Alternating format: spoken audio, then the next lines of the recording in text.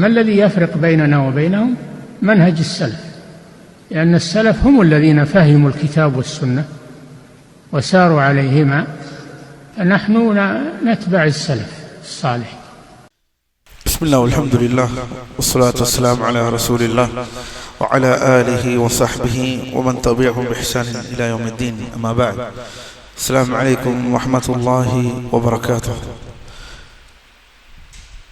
الحمد لله. الله நடிகார்களே, பாரக்கல்லாஹு ஃபீக்கும். உத்ஹியாவுடைய சட்டங்களை சுருக்கமாக இன்ஷா அல்லாஹ் நாடினால் பார்க்க இருக்கிறோம் பிஇذنில்லாஹ். இது வழக்கத்திற்கு மாறான ஒரு வகுப்பல்ல. அல்லாஹ்வின் அடியார்களே, என்ன வகுப்பென்றால் மிக முக்கியமான ஒரு நூல். அந்த நூலில் இருந்துதான் இந்த உத்ஹியா சட்டத்தை நாம் கற்க இருக்கிறோம். என்ன மிக முக்கியமான நூல்? இஸ்லாமிய கலை சொற்களில், இஸ்லாமிய ஃபிக்கு உலகத்தில் நமக்கெல்லாம் இங்கு தமிழகத்தில் இருப்பதினால் நமக்கு தெரியாமல் கூட இருக்கலாம். ஆனால் எந்த விதமான ஒரு கல்வி படிக்கக்கூடிய மாணவன் உலகெங்கிலும் இருக்கக்கூடிய இஸ்லாமிய பல்கலைக்கழகத்தில் இந்த நூலை தெரியாமல், இந்த நூலை கடந்து செல்லாமல் போக முடியாது. ஃபிக்கு விஷயத்தில் படிக்க வேண்டும் என்றால், ஃபிக்கு என்றால் என்ன? தொழுகை, தூய்மை, தொழுகை, நோன்பு, ஜக்காத்து, ஹஜ்ஜு, வியாபாரம், இது அனைத்தும் மனித வாழ்வியல் முறை சம்பந்தமான அனைத்தும் பற்றி படிப்பது, வணக்கங்களை பற்றி படிப்பது, சட்டத்திட்டங்களை பற்றி படிப்பது, வியாபார சட்டத்திட்டங்களை பற்றி படிப்பது, எது ஹராம் எது ஹலால், உத்ஹியா சட்டத்திட்டம், வாழ்வியல் சட்டம், அனைத்தையும் ஃபிக்ஹ் என்று சொல்வோம். இந்த ஃபிக்ஹ் சட்டங்களை சிறம்பட வகுத்த ஒரு நூல்களில் ஒன்று என்றால் அது ரவுதுல் முர்பி என்ற ஒரு நூல். ரவுத் அல் முர்பி, இந்த நூல் ஒரு மாபெரும் நூல். ரவுதுல் முர்பி என்ற நூல் ஒரு பெரிய ஒரு ஃபிக்ஹ் நூல். ஹம்பலி மத்ஹபின் ஒரு தலைச்சிறந்த நூலாக கருதப்படக்கூடிய அந்த நூலை எழுதியவர் அல் இமாம் மன்சூர் அல் பஹூதி ரஹிமஹுல்லாஹ். அல் பஹூதி அதாவது எகிப்திலே மரணித்தவர்கள். ஏறத்தாழ ஷேக் அவர்கள் மரணித்த ஆண்டு பார்த்தீர்கள் என்றால் 1051 ஹிஜ்ரியில். ஆங்கில ஆண்டில் பார்த்தோம் என்றால், சரியாக பார்த்தோம் என்றால் 1641 மரணித்த இமாம். இன்று 2026, 1641 மரணித்த இமாம். ஹிஜ்ரியில் 1051 மரணித்த இமாம், மாபெரும் இமாம் அல் பஹூதி ரஹிமஹுல்லாஹ். இவர்கள் எழுதிய இந்த நூல், இவர்கள் என்ன எழுதினார்கள்? இவர்கள் ஜாதுல் முஸ்தக்னி என்ற ஒரு சிறிய நூலின் விளக்க உரை எழுதினார்கள். ஜாத் அல் முஸ்தக்னி என்ற ஒரு நூலின் விளக்க உரை எழுதினார்கள் அல் இமாம் பஹூதி ரஹிமஹுல்லாஹ். இந்த நூலில் தான் இந்த சட்டங்கள் இருக்கிறது. எனவே அல்லாஹ்வின் அடியார்களே, இதுதான் இந்த நூலின் முன்னுரை. இந்த நூலிற்கு விளக்குரை கொடுத்தார்கள் நம்முடைய ஷேக் அரஃபாத் அவர்கள். இதை தான் நாம் இப்போது பார்க்க இருக்கிறோம். நேரடியாக சட்டத்திற்கு செல்வோம். ஏறத்தாழ உங்களுக்கு ஒரு 30 சட்டங்களை எடுத்துக்கொண்டு வந்திருக்கிறேன். உத்ஹியா சம்பந்தப்பட்டு ஒரு 30 சட்டங்களை நான் எடுத்துக்கொண்டு வந்திருக்கிறேன். இன்ஷா அல்லாஹ், அல்லாஹ் நாடினால் இன்று ஒரு 15, நாளை ஒரு 15 பிஇذنில்லாஹ். ஏனெனில் நம்மிடம் நேரம் குறைவாக தான் இருக்கிறது. போதுமானது. உத்ஹியாவிற்கு இந்த நேரங்கள் கொடுத்தாலே போதுமானது. வலில்லாஹில் ஹம்து. எனவே முதல் சட்டத்திற்கு சொல்வோம். சட்டம் 1. உத்ஹியா என்றால் என்ன? அதன் மார்க்க ரீதியான வரைமுறை, மார்க்க ரீதியான வரையறை மற்றும் உத்ஹியா என்ற வணக்கத்தின் மார்க்க அந்தஸ்து. இதுதான் முதல் சட்டம். முதலில் அல்லாஹ்வின் அடியார்களே, உத்ஹியா என்றால் என்ன? உலமாக்கள் சொல்கிறார்கள், உத்ஹியா என்பது துல்ஹஜ் மாதம் 10ஆம் நாளான பெருநாள் தினத்திலும் அதை தொடர்ந்து வரும் நாட்களிலும் தூயவனான அல்லாஹ்வை நெருங்குவதற்காக கால்நடைகளிலிருந்து அறுத்து பலியிடுவதாகும். எழுதி கொள்ளுங்கள். கல்வி என்பது எழுதுவதற்கு, கல்வி என்பது அமர்ந்து கேட்பதற்கு அல்ல. யார் ஒருவர் கல்வியில் எழுதாமல் இருக்கிறாரோ அவருக்கு கல்வி ஏறாது. இது அடிப்படை. எனவே உத்ஹியா என்பது துல்ஹஜ் மாதம் 10ஆம் நாளான பெருநாள் தினத்திலும் அதை தொடர்ந்து வரும் நாட்களிலும். அது என்ன? அதை தொடர்ந்து வரும் நாட்கள் 10ஆம் நாள் மட்டும்தான் அறுக்க வேண்டுமா? 10ஆம் நாள் அறுத்தால் மட்டும்தான் உத்ஹியாவா? இல்லை, அதை தொடர்ந்து வரக்கூடிய நாட்கள். அது என்ன நாட்கள்? அய்யாமு தஷ்ரீக், 11, 12 என்ற இந்த நாட்கள் வருகிறது. சரி, தூயவனான அல்லாஹ்வை நெருங்குவதற்காக, பாருங்கள், அல்லாஹ்விடம் நெருக்கத்தை அடைவதற்காகத்தான் இந்த வணக்கம். கபறுகளுக்கோ சமாதிகளுக்கோ வலிமார்களுக்கோ மலக்குமார்களுக்கோ நபிமார்களுக்கோ அல்ல, அல்லாஹ்வை நெருங்குவதற்காக வணக்கம். குல் இன்ன ஸலாத்தி வ நுசுகி வ மஹ்யாய வ மமாதி லில்லாஹி ரப்பில் ஆலமீன். அல்லாஹ் தன் திருமறையை சொல்கிறான், நபியே சொல்லுங்கள், நிச்சயமாக என்னுடைய தொழுகை, என்னுடைய அறுத்து பலியிடுதல், என்னுடைய வாழ்வு, என்னுடைய மரணம், இது அனைத்தும் அகிலத்தின் இரட்சகனான அல்லாஹ்விற்கு. ஆண்டாண்டு காலமாக, காலங்காலமாக அறுத்து பலியிடுதல் என்பது நபிமார்களுக்கு முன்னால் இருந்து, நபிமார்கள் நம்ம ஸல்லல்லாஹு அலைஹி வஸல்லம் அவர்களுக்கு மட்டுமல்ல, அவர்களுக்கு முன்னிருந்த காலகட்டத்திலும் காலம் காலமாக வாழையடி வாழையாக செய்து வரக்கூடிய வணக்கம் தான் இந்த உத்ஹியா, அதாவது அறுத்து பலியிடுதல். அறுத்து பலியிடுதல் என்பது அடிப்படையிலேயே மார்க்கத்தில் உள்ள ஒரு வணக்கம். அந்த இரத்தத்தை அல்லாஹ்விற்காக அறுத்து பலியிடுவது ஒரு வணக்கம். இது மற்ற மதத்திலும் இது இருக்கிறது. மற்ற மதத்திலும் அறுத்து பலியிடுதல் என்று இருக்கிறது. என்ன வித்தியாசம்? இது தௌஹீதை பறைசாட்டுகிறது, அது இணை வைப்பை பறைசாட்டுகிறது. ஏனெனில் அவைகள் யாவும் அறுக்கப்படுவது அல்லாஹ் அல்லாதவைகளுக்கு, நாம் அறுப்பது அல்லாஹ்விற்கு. ஆனால் இன்று அவல நிலை முஸ்லிம்களில், அல்லாஹ் அல்லாதவர்களுக்கு முஸ்லிம்கள் என்று அறுக்கக்கூடிய இந்த அவல நிலையை நாம் கண்ணால் பார்க்கிறோம். அல்லாஹ் மக்களுக்கு நேர்வழியை செலுத்துவானாக. எனவே அல்லாஹ்வின் அடியார், இதுதான் உத்ஹியாவுடைய வரையறை. சரி, அடுத்ததாக எதை கொடுக்க வேண்டும் அதை பின்னால் பார்ப்போம் இன்ஷா அல்லாஹ். சுருக்கமாக சொல்கிறார்கள், மார்க்க சட்டங்களின்படி கால்நடைகள் என்று பொதுவாக கூறப்பட்டால் அது 3 வகையான விலங்குகளை குறிக்கும்: ஒட்டகம், மாடு, ஆடு. இந்த ஆட்டில் செம்மறியாடும் அடங்கும், வெள்ளாடும் அடங்கும். இந்த ஆட்டில் செம்மறியாடும் அடங்கிவிடும், எந்த ஆடும் அடங்கிவிடும்? வெள்ளாடு. இரண்டும் இதில் அடங்கிவிடும். அல் அத்தான் வல் மஅஸ், அரபியிலே அத்தான் என்று சொல்வோம். தான் என்றால் செம்மறியாடு. செம்மறியாடு என்றால் எப்படி இருக்கும்? செம்மறியாடு யாருக்கு தெரியும்? தோல் கெட்டியா, அதுதான் செம்மறியாடு. வெள்ளாடு என்றால் அந்த உள் என்பது இருக்காது, சூஃப் என்பது இருக்காது, சாதாரண ஆட்டை போல இருக்கும். இதுதான் வெள்ளாடு. சரி, அடுத்ததாக உத்ஹியா என்ற வணக்கத்தின் மார்க்க அந்தஸ்து. உத்ஹியா என்பது இஸ்லாமிய மார்க்கத்தில் சட்டமாக்கப்பட்ட ஒரு உன்னத வழிபாடு. கவனியுங்கள், நாம் இன்னும் கடமை இல்லையா அதையெல்லாம் இன்னும் பேசவில்லை, அது அடுத்த சட்டங்களில் வரும். இது சட்டமா? மார்க்கத்தில் ஒரு சட்டமா? ஆம், உத்ஹியா என்பது இஸ்லாமிய மார்க்கத்தில் சட்டமாக்கப்பட்ட சட்டம். என்பது மிகவும் வெளிப்படையானது, பொதுவானது. அந்த சட்டம் வாஜிபாக இருக்கலாம், அதாவது அது பிதஅத் அல்ல, அது ஒரு வணக்கம் என்பதை குறிக்கின்றது. உத்ஹியா என்பது என்ன? செய்யாத ஒரு வணக்கம் எல்லாம் செய்கிறீர்கள் அல்ல. உத்ஹியா என்பது மஷ்ரூ. இதுதான் அரபியில் என்ன சொல்வோம்? மஷ்ரூ என்று சொல்வோம். மஷ்ரூ என்று சொல்லிவிட்டால் அது மார்க்கத்தில் சட்டமாக்கப்பட்ட ஒரு செயல், ஒரு உன்னதமான வழிபாடு என்பதில் உலக முஸ்லிம்கள் அனைவரும் ஏகோபித்த முடிவில் இருக்கிறார்கள். இதில் மதுஹபுகளுக்கும் இடையே எந்த முரண்பாடுகளும் இல்லை, எந்த கருத்து வேறுபாடும் இதில் இல்லை. பாரக்கல்லாஹு ஃபீக்கும். இதை பல உலமாக்கள் இஜ்மாவிலே பதிவு செய்கிறார்கள். அல்ஹம்துலில்லாஹ். அல்லாஹ்வின் அடியார்களே, முதல் சட்டம் நிறைவடைந்தது. சட்டம் எண் 2. அடுத்த சட்டம். முதல் சட்டத்தில் உத்ஹியா என்றால் என்ன, உத்ஹியாவின் வரையறையை நாம் பார்த்து விட்டோம். அடுத்து இரண்டாவது சட்டம். உத்ஹியாவுக்கான குர்ஆன் மற்றும் சுன்னாவின் ஆதாரங்கள், அல்லாஹ் அல்லாஹ்வற்றுக்காக பலியிடுவதின் எச்சரிக்கை, ஷிர்கின் எச்சரிக்கை. என்ன? உத்ஹியா மார்க்கத்தில் கடமையாக்கப்பட்ட ஒரு உன்னதமான வழிபாடு என்பதற்கு அல்லாஹ் தன் திருவேதத்தில் பின்வரும் வசனத்தை முதன்மை ஆதாரமாக ஆக்கியுள்ளான் ரப்புல் ஆலமீன். என்ன வசனம்? நாம் எல்லோரும் அடிக்கடி ஓடக்கூடிய ஒரு சூரா, சூரத்துல் கௌசர். யாருக்கு தெரியும்? ஓதுங்கள். சூரா அல் கௌசர். கௌசர் சூரா தெரியாதா?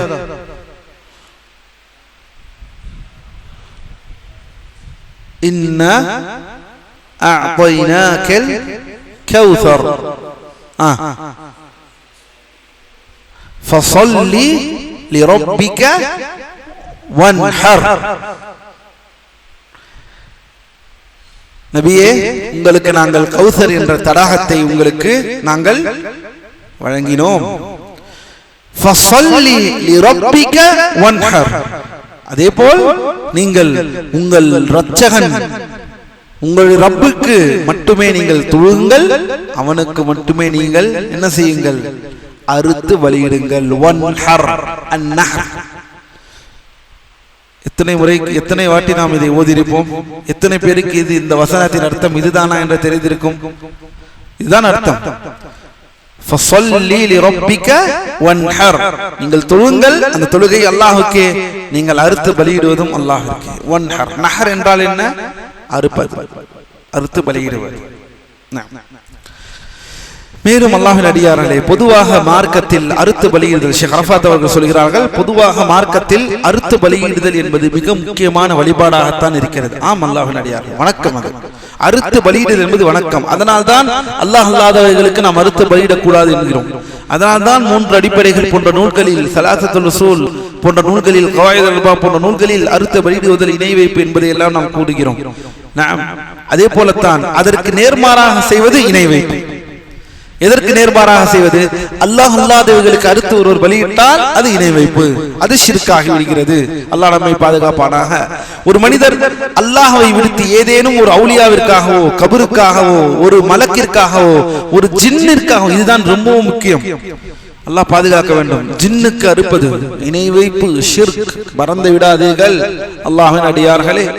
ஒரு ஜின்னிற்காக அறுப்பதோ, பிராணி அறுத்ததினால் அவர் இஸ்லாத்தை விட்டு வெளியேறக்கூடிய மாபெரும் ஷிர்காக அது ஆகிவிடுகிறது. அல்லாஹ் தன் திருமறையிலே கூறுகிறான். இந்த வசனம் நாம் ஏற்கனவே கூறின இந்த வசனம் சூரத்துல் அன்ஆமிலே வரக்கூடிய வசனம். குல் இன்ன ஸலாத்தி வ நுஸுகி வ மஹ்யாய வ மமாத்தி லில்லாஹி ரப்பில் ஆலமீன். நபியே, நிச்சயமாக நீர் கூறுவீராக, எனது தொழுகையும் எனது குர்பானியும், அந்த அறுத்து பலியிடுதலும், எனது வாழ்வும் எனது மரணமும் அகிலங்களின் இறைவனான அல்லாஹ்வுக்கே உரியன என்பதை சொல்லிதான் இந்த பூமியிலே வந்திருக்கிறோம். சுப்ஹானல்லாஹ். என் தொழுகை அல்லாஹ்விற்கு, என் அறுத்து பலியிடுதல் அல்லாஹ்விற்கு என்று சொல்லிதான் இந்த பூமியில் வந்திருக்கிறோம். இதுதான் நம் உடன்படிக்கை. அதை மீறுவதா? அதை மீறுவதா அல்லாஹ்வின் அடியார்களே? அல்லாஹ் நம்மை பாதுகாப்பானாக. மேலும் நபி ஸல்லல்லாஹு அலைஹி வஸல்லம் அவர்களின் ஆதாரம் இந்த வணக்கம், அதாவது இந்த அறுத்து பலியிடுதல், இந்த உதுஹியா என்பது ஒரு வணக்கம் என்பதை நாம் நபி அவர்கள் வாழ்க்கையில் கற்றுக்கொள்ள முடியுமா? ஆம். நபி ஸல்லல்லாஹு அலைஹி வஸல்லம் தமது வாழ்வில் நேரடியாகவே உதுஹியா கொடுத்து இந்த சுன்னாவை நிலைநாட்டினார்கள். ஆம். அல்லாஹ் தூதர் உதுஹியா கொடுத்தார்களா? அல்லாஹ் தூதர் ஸல்லல்லாஹு அலைஹி வஸல்லம் ஆம், உதுஹியாவை செயல்படுத்தினார்கள். அனஸ் ரலியல்லாஹு அன்ஹு அவர்கள் அறிவிக்கிறார்கள், நபி ஸல்லல்லாஹு அலைஹி வஸல்லம் அவர்கள் கருப்பு கலந்த வெள்ளை நிறம் கொண்ட, அதெல்லாம் பின்னால் வரும் இன்ஷா அல்லாஹ், உதுஹியாவுடைய பிராணியின் தன்மைகள் குறித்து. இந்த ஹதீஸ் நமக்கு எதை காட்டுகிறது? அல்லாஹ் தூதர் இந்த வணக்கத்தை செய்தார்கள். கருப்பு நிறம் கலந்த, கருப்பு கலந்த வெள்ளை நிறம் கொண்ட அம்லஹ் என்ற இந்த வாசகத்திற்குரிய ஒரு ஆட்டை கொம்புக்குள்ள, அதாவது கொம்புகளுள்ள கொம்புகளும் இருக்கின்றது, கருப்பு கலந்த வெள்ளை நிறம். அல்லாஹ் தூதர் ஸல்லல்லாஹு அலைஹி வஸல்லம் அவர்கள் அறுத்த ஆடு கருப்பு கலந்த வெள்ளை நிறம் மற்றும் கொம்புகள் உள்ள 2 வெள்ளாடா செம்மறியாடா, செம்மறியாடுகளை தன் கரங்களால் உதுஹியா கொடுத்தார்கள். இதுதான் இதற்கு ஆதாரம். இந்த ஹதீஸ் சஹீஹ் புகாரி, சஹீஹ் முஸ்லிம் என 2 கிரந்தத்திலும் பதிவு செய்யப்பட்டது. அல்ஹம்துலில்லாஹ். அல்லாஹ்வின் அடியார்களே, 2வது சட்டம் நிறைவடைந்தது. இதனால்தான் உங்களுக்கு சுருக்கமாகவும் சுலபமாகவும் இருப்பதற்காகவே இவ்வாறு சட்டங்களை பிரித்து உங்களுக்கு எடுத்து வந்து கொண்டிருக்கிறேன். இது 2வது சட்டம். என்ன சட்டம்? இந்த சட்டத்தின் தலைப்பு என்ன? மார்க்க ஆதாரமும் இது இணை வைப்பில் விழக்கூடிய எச்சரிக்கையும். இதுதான் நாம் இந்த 2வது சட்டத்தில் பார்த்தோம். 3வது சட்டத்திற்குள் செல்வோம். 3வது சட்டம் என்ன? உதுஹியா என்பது கட்டாய கடமையா அல்லது வலியுறுத்தப்பட்ட சுன்னாவா? 3வது சட்டம். உதுஹியா என்பது கட்டாய கடமையா அல்லது வலியுறுத்தப்பட்ட சுன்னாவா? இமாம் புஹூதி ரஹிமஹுல்லா. யார் இமாம் புஹூதி? அஸார் புஹூதியா?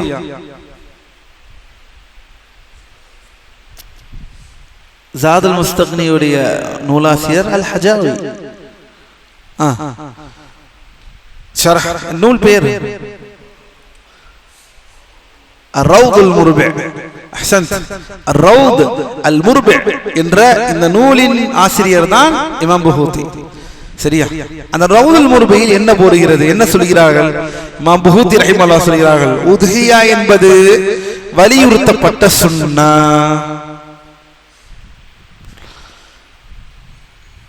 உத்ஹியா என்பது, உத்ஹியா குர்பானி என்பது வலியுறுத்தப்பட்ட சுன்னா. ஒரு முஸ்லிமின் மீது உத்ஹியா என்பது வலியுறுத்தப்பட்ட சுன்னாவாகும். மேலும் சொல்கிறார்கள், அது எப்போது கடமையாகும் என்றால், உத்ஹியா கடமையாக ஒரு முகாந்திரம் இருக்கிறது. உத்ஹியா கடமையாவதற்கு ஒரு முகாந்திரம் இருக்கிறது. எப்போது அந்த உத்ஹியாவை நீங்கள் நேர்ச்சை செய்கிறீர்களோ, எப்போது அந்த உத்ஹியாவை நேர்ச்சையாக நذர் செய்கிறீர்களோ அப்போதுதான் உங்கள் ஹக்கில் அது கடமையாகிறது. ஏனெனில் நذரை பொறுத்தவரை மார்க்கம் உங்களுக்கு அதை கடமையாக்கவில்லை. அது சுன்னா முஅக்கத, வலியுறுத்தப்பட்ட சுன்னா. ஆனால் அல்லாஹ்வின் அடியார்களே, பாரக்கல்லாஹு ஃபீக்கும், அது நذராக ஒருவேளை அதை நீங்கள் நேர்ச்சை செய்து விட்டீர்கள் என்றால், நேர்ச்சை என்ன? கடமை இல்லாத ஒரு வணக்கத்தை கடமையாக்குவது ஹக்கில். நான் இதை செய்கிறேன் என்று, அல்லது நிபந்தனையோடு இது எனக்கு கிடைத்தால் நான் செய்கிறேன் என்று உங்கள் ஹக்கில் கடமை இல்லாத ஒரு விஷயத்தை கடமையாக்குவது. அப்போதே தவிர இது கடமையாகாது. இது சுன்னா முஅக்கதா. இது உண்மையிலேயே உலமாக்களுக்கு மத்தியில் கருத்து பலவேறுபட்ட கருத்துகள் இருந்ததா, அதை பார்ப்போம். உத்ஹியா பிராணி அறுப்பதன் மார்க் அந்தஸ்து குறித்து இமாம்களிடையே, மத்ஹபுகளுக்கிடையே இரண்டு முதன்மையான கருத்துக்கள் நிலவுகின்றன. முதல், பெரும்பான்மை அறிஞர்களின் கூற்று. பெரும்பான்மை அறிஞர்கள் மாலிகி மதுஹப், ஷாஃபி மதுஹப் மற்றும் ஹம்பலி மதுஹப்களை சேர்ந்த பெரும்பாலான மார்க்க அறிஞர்களின் அதிகாரப்பூர்வமான கருத்தின்படி உத்ஹியா என்பது சுன்னா முஅக்கத, வலியுறுத்தப்பட்ட சுன்னா. பெரும்பாலான அறிஞர்கள் மதுஹபுகள் இதே கருத்தில் தான் இருக்கிறார்கள். மாலிகி, ஷாஃபிஈ, ஹம்பலி. சரி, யார் இதற்கு மேலும் இதை கட்டாய கடமை இல்லை என்பதை சொல்கிறார்கள்? யார் இது கடமை என்று சொல்கிறார்கள்? ஹனஃபி மக்கள், ஹனஃபிகள். ஹனஃபி மதுஹபில் இருக்கக்கூடியவர்கள். இமாம் அபூ ஹனீஃபா ரஹிமஹுல்லாஹ் அவர்கள் ஹனஃபி மதுஹபினர் மட்டும் வசதியும் தகுதியும் உள்ள ஒரு முஸ்லிமின் மீது உத்ஹியா கொடுப்பது கட்டாய கடமை என்று தனித்து கூறுகிறார்கள். இது இவர்களின் முஃபரதாத், தனித்து கூறுகிறார்கள். யார் இதை கூறுகிறார்கள்? ஹனஃபி மதுஹப் மட்டும் கூறுகிறார்கள். யாரிடம் வசதி இருக்கிறதோ அவர்கள் மீதுதான் உத்ஹியா கொடுப்பது கட்டாய கடமையாகி விடுகிறது. இந்த கூற்றை யார் சொல்கிறார்கள்? ஹனஃபி மதுஹப். இது நம்மிடையே இன்று பார்த்தீர்கள் என்றால், ஹனஃபி மதுஹபை நம் நாடு 90%, 80% பேர் ஹனஃபி மதுஹபுடையவர்கள். அது சத்தியத்திற்கு இது ஒற்று இருக்கிறதா, குர்ஆன் சுன்னாவுக்கு சேர்ந்திருக்கிறதா என்ற அந்த ஆரோக்கியமான சிந்தனை இல்லாமல் வெறுமன ஹனஃபி மதுஹபின் அடிப்படையில், ஒரு மதுஹபின் அடிப்படையிலே என்னுடைய இஸ்லாமிய வாழ்க்கை முறை இருக்கும் என்பதை ஒட்டுமொத்தமாக அதிலே வைப்பது, இது கண்டிக்கத்தக்கது. எல்லா மதுஹபுகளும் சத்தியமும் இருக்கும், அசத்தியமும் இருக்கும். அதை நமக்கு தெளிவு காட்டி தரக்கூடிய கல்விமான்கள், உலமாக்கள் இருக்கிறார்கள். குர்ஆன் சுன்னாவிற்கு எது சத்தியமோ அதை நோக்கி நகர்வதுதான் ஒரு முஸ்லிமின் கடமை. இதை நாம் விளங்கி செயல்பட வேண்டும். ஆனால் ஹனஃபி மதுஹப் இந்த விஷயத்தில் இந்த கூற்றை அவர்கள் எடுக்கிறார்கள். சரி, பாரக்கல்லாஹு ஃபீக்கும். இதை பின்னால் பார்ப்போம். இப்போது அல்லாஹ்வின் அடியார்களே, பெரும்பான்மை உலமாக்களின் கருத்து என்ன? உத்ஹியா என்பது கடமை அல்ல, மாறாக அது சுன்னா என்பதற்கு பெரும்பான்மை அறிஞர்கள் பின்வரும் சான்றுகளை குறிப்பிட்டார். தலீல் தேவை அல்லவா? எதனால் பெரும்பான்மையான அறிஞர்கள் இது வாஜிப் அல்ல, இது ஒரு சுன்னா என்பது முதல் விஷயம். சஹீஹ் முஸ்லிமில் பதிவாகியுள்ள உம்மு ஸலமா ரலியல்லாஹு அன்ஹா அவர்களுடைய ஹதீஸ். அல்லாஹ்வின் தூதர் ஸல்லல்லாஹு அலைஹி வஸல்லம் என்ன சொல்கிறார்கள்? இதா தഖலத்தில் அஷர் வ அராத அஹதுக்கும் அன் யுதஹி, துல்ஹஜ்ஜின் 10 நாட்கள் நுழைந்து விட்டால் உங்களில் ஒருவர் உத்ஹியா கொடுக்க நாடினால், விரும்பினால், முதல் ஆதாரம், உதுஹியா என்பது கட்டாய கடமை இல்லை, அது ஒரு வலியுறுத்தப்பட்ட சுன்னா என்பதற்கு பெரும்பான்மை அறிஞர்கள் கொடுக்கக்கூடிய ஆதாரங்களில் முதல் ஆதாரம் தெளிவாகவே அல்லாஹ்வின் தூதர் ஸல்லல்லாஹு அலைஹி வஸல்லம் சொல்கிறார்கள், ஹதீஸிலே வருகிறது, இதா தഖலல் அஷ்ர் வ அராத அஹதுக்கும் அன் யுதஹி, 10 துல்ஹஜ்ஜா 10 உள்ளே வந்து நீங்கள் உங்களில் யாரேனும் உதுஹியா கொடுக்க நாடினால் என்ற இந்த வார்த்தையை சொல்கிறார்கள். இந்த ஹதீஸில் நபி ஸல்லல்லாஹு அலைஹி வஸல்லம் அவர்கள் நாடினால் என்ற அந்த சொற்றொடரை பயன்படுத்தியுள்ளார்கள். ஒரு காரியம் மார்க்கத்தில் கட்டாய கடமையாக இருக்குமே எனில் அல்லாஹோ அல்லது அவரது தூதரோ ஸல்லல்லாஹு அலைஹி வஸல்லம் அதனை மனிதனின் நாட்டம் அல்லது விருப்பத்தோடு பிணைக்க மாட்டார்கள்.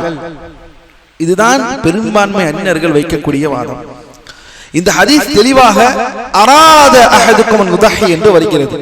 உதுஹியா கொடுக்க நாடினான், ஒரு கடமையான சட்டம் என்றால், ஒரு வாஜிப் என்றால் அது மனிதர்களின் விருப்பத்தில் பிணைக்கப்படாது. அது வாஜிபாக இல்லாமல் இருந்தால்தான் அல்லாஹ் தூதர் இவ்வாறு சொல்வார்கள், நீங்கள் கொடுக்க விரும்பினால் நம்மிடம் விட்டு விடுவது, நம்மிடம் அதை விட்டு விடுவது. அப்படி இருக்கும், அப்படி கடமையா இருக்கும் என்றால் நம்மிடம் விடப்போவதில்லை, அதை செய்யுங்கள் என்று சொல்லி இருப்பார்கள் ஸல்லல்லாஹு அலைஹி வஸல்லம். இதுதான் முதல் ஆதாரம். சரி, அதே போல் சஹாபாக்களின் வாழ்க்கையை கவனித்து உற்று நோக்கியிருந்தால் இதிலும் படிப்பினை இருக்கிறது. சஹாபாக்களில் இந்த வழிபாட்டை வாஜிப் என்று கருதவில்லை என்பதற்கு அவர்களின் நேரடி செயல்களே ஆதாரங்களாக உள்ளன. என்ன? அபூபக்கர், உமர் ரலியல்லாஹு அன்ஹுமா இருவருமே உதுஹியா கொடுத்ததில்லை. அபூபக்கர், உமர் ரலியல்லாஹு அன்ஹுமா இரு மாபெரும் ஹலீஃபாக்கள், சஹாபாக்கள் உதுஹியா கொடுத்தது இல்லை. பின்னால் பார்ப்போம் இன்ஷா அல்லாஹ். மாபெரும் இமாம் அப்துர் ரஸாக் தங்களில் முஸன்னஃப் நூலில், அதாவது முஸன்னஃப் அப்துர் ரஸாக்கில் ஸஹீஹான நூலில் பதிவு செய்யப்பட்ட ஆதாரமான தொடருடன் வருகிறது. ஹுதைஃபா ரலியல்லாஹு அன்ஹு அவர்களின் அறிவிப்பை பதிவு செய்துள்ளார்கள். நிச்சயமாக அபூபக்கர் மற்றும் உமர் ஆகிய இருவருமே உதுஹியா கொடுக்காமல் இருந்ததை நான் கண்டுள்ளேன். உதுஹியா கொடுக்காமல், அது ஒரு வருடம் கொடுக்காமல் இருந்தாலும் சரி, அது அந்த கணக்கு தான். அது 2 முறை கொடுக்காமல் இருந்தாலும் சரி, அது அந்த கணக்கு தான். கடமை என்று இருந்திருந்தால் வருடா வருடம் அது கடமை. காரணம், இதற்கு உலமாக்கள் காரணம் சொல்கிறார்கள்.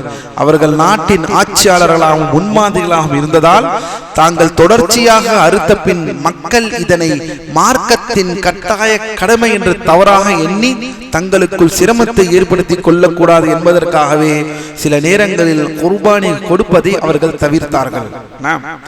அபூபக்கர், உமர் ரலியல்லாஹு அன்ஹுமா இந்த மாபெரும் சஹாபாக்கள் சில வருடங்கள் குர்பானை கொடுக்காமல் தவிர்ப்பார்கள்.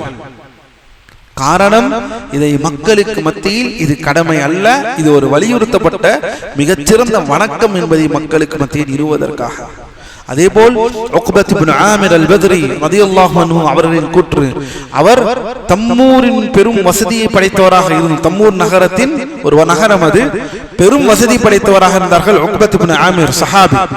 மக்கள் இதனை வாஜிப் என நினைத்துவிடக் கூடாது என்ற அச்சத்தின் காரணமாகவே சில வேளைகளில் உதுஹியா கொடுப்பதை தவிர்க்க எண்ணியதாக அவர்கள் குறிப்பிட்டார். சஹாபாக்கள் வழியை பாருங்கள். அபூபக்கர், உமர், உக்பத் இப்னு ஆமிர். இன்னும் என்ன ஆதாரம் நமக்கு வேண்டும்? பிலால் ரலியல்லாஹு அன்ஹு அவர்களின் வாசகம், அவர் நான் ஒரு சேவலை உதுஹியா கொடுத்தாலும் நான் அதை பொருட்படுத்த மாட்டேன் என்று கூறியதன் நோக்கம் இந்த இபாதத் வாஜிப் அல்ல என்பதை மக்களுக்கு தெளிவுபடுத்துவதற்கு. முதலில் சேவலை கொடுக்கலாமா? சேவலை கொடுக்க முடியாது.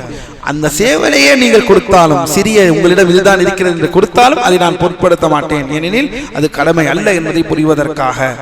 அல்லாஹ் நம்மை நேர்வழியிலே செலுத்துவானாக. அல்லாஹ்வின் அடியார்களே, இன்னும் எத்துணை ஆதாரங்கள். ஜும்ஹூர் அறிஞர்கள் தரப்பில் கூறப்படும் சில ஹதீஸ்கள் 3 விஷயங்கள் மீது கடமையாக்கப்பட்டுள்ளன.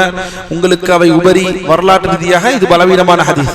சில ஹதீஸ் ஒன்று வருகிறது, அதாவது 3 விஷயங்கள் கடமையாக்கப்பட்டுள்ளன, இப்படி எல்லாம் உதுஹியா கடமை என்ற வாசகம் வந்த ஹதீஸும் பலவீனமான ஹதீஸ். சரி, ஹனஃபிகள் இது எந்த ஆதாரத்தை சொல்கிறார்கள் உதுஹியா கடமை என்று? இன்று பெரும் பரவலாக நம்மிலே இருக்கக்கூடிய இந்த வாசகம், கண்டிப்பாக உதுஹியா கொடுத்தாக வேண்டும், அதுவும் பணம் இருப்பவர் கண்டிப்பாக கொடுக்க என்பதற்கு அவர்கள் சொல்லக்கூடிய ஆதாரம் சூரத்துல் கௌசரிலே நாம் ஓதின அந்த வசனம். என்ன ஓதினோம்? இன்னா அப்பைனாக்கல் கௌசர். அடுத்து ஃபஸல்லி லிரப்பிக வன்ஹர்.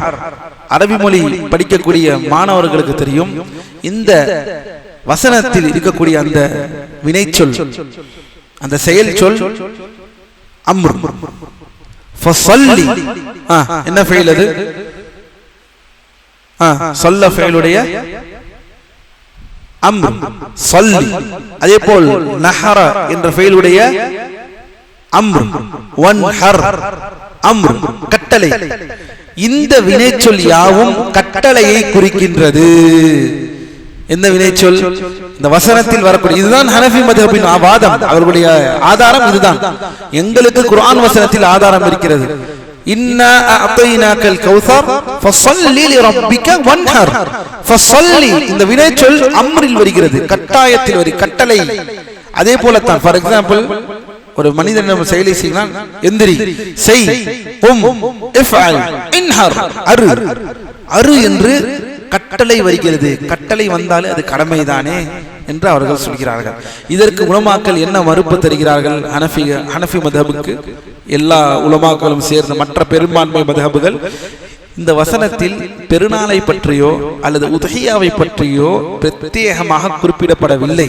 மாறாக இந்த வசனத்தில் வழிபாடுகளில் இஹ்லாஸ், வணக்க வழிபாட்டில் ஏகத்துவத்தை நிலைநிறுத்துங்கள் என்பதை பறைசாற்றுவதற்காகத்தான் இந்த வசனத்தில் அல்லாஹ் சொல்கிறான், நீங்கள் அல்லாஹ்வுக்கே தொழுகுங்கள், அல்லாஹ்விற்கே நீங்கள் என்ன செய்யுங்கள்?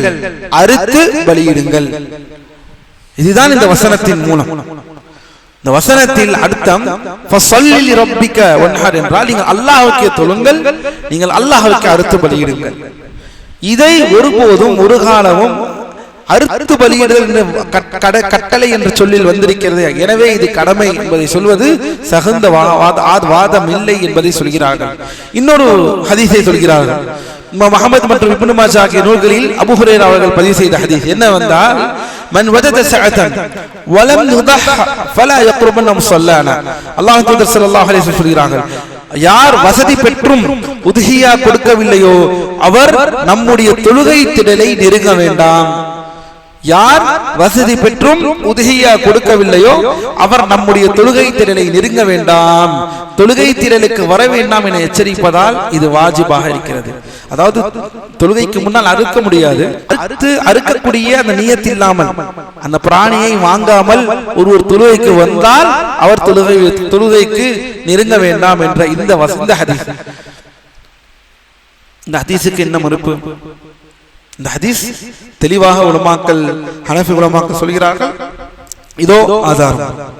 அல்லாஹ்வின் தூதர் சொல்லிவிட்டார்கள், யார் கொடுக்கவில்லை அவர் எங்கள் தொழுகை நெருங்க வேண்டாம். நெருங்க வேண்டாம் என்று சொல்லிவிட்டால் எவ்வளவு மோசமான ஒரு விஷயம்.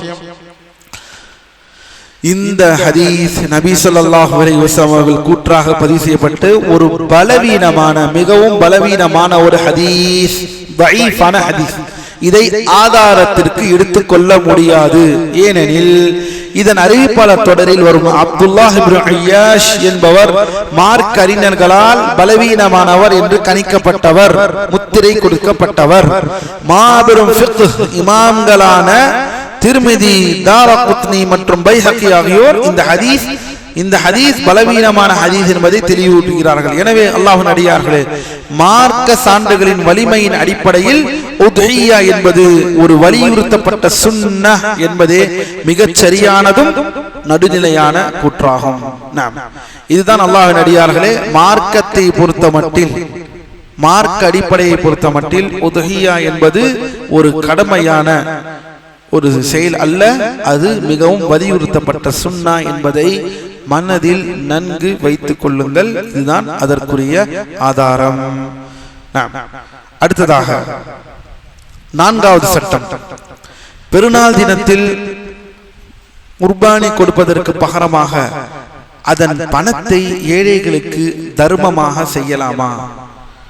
அல்லாஹ் நம்மை பாதுகாக்க வேண்டும். இதில் என்ன சட்டம்?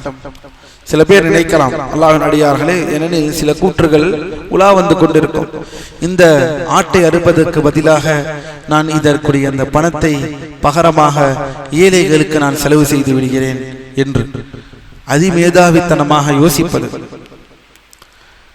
உலமாக்கள் இதை எவ்வாறு விளக்குகிறார்கள்? இதில் உலமாக்கள் என்ன சொல்கிறார்கள்? அல்லாஹ்வின் அடியார்கள், ஒரு மனிதர் பெருநாள் தினத்தன்று நான் உதவியா கொடுக்க மாட்டேன், மாறாக அதற்குரிய பணத்தை எடுத்து ஏழைகளுக்கு விநியோகம் செய்வேன் என்று கூறினால் அது மார்க்கத்தின் முதன்மை நோக்கத்தை நிறைவேற்றாது. அல்லாஹ்வின் அடியார்களே, உதவியா என்பது மாபெரும் வணக்கம். உதஹியா என்பது மாபெரும் வணக்கம். உதஹியா உடைய பாக்கியம் நிறைந்த பெருநாள் தினத்தில் பணத்தை விட பிராணியை அறுத்து ரத்தத்தை ஓட்டச் செய்வதே மிகச் சிறந்தது என்பதில் மார்க்க அறிஞர்களில் எந்த கருத்து வேறுபாடும் இல்லை. மேலும் இந்த வழிபாட்டின் இபாதத் முதன்மை நோக்கமே அல்லாஹ்விற்காக ரத்தத்தை சிந்தி பிராணியை அறுத்து அவனை நெருங்குவதே ஆகும். பணத்தை தர்மம் செய்வதை விட மார்க்கத்தை ஒரு முக்கிய அடையாளத்தை நிலைநாட்டுவதற்கே இந்த இடத்திலே முதன்மை. இந்த இடத்தில் அதிகமாக யோசிப்பதை தவிர்க்குங்கள் அல்லாஹ்வின் அடியார்களே. மேலும் உலமாக்கள் சொல்கிறார்கள், பணத்தை ஒரு மனிதர் பெருநாள் அல்லாத ஆண்டின் எந்த நாட்களிலும் அவர் தர்மம் செய்யலாம். ஆனால் உதுஹியா என்பது பெருநாளுக்கென பிரத்யேகமாக ஒதுக்கப்பட்ட வழிபாடாகும். உதுஹியா என்பது பெருநாளுக்கென்று பிரத்யேகமாக ஒதுக்கப்பட்ட ஒரு வழிபாடு.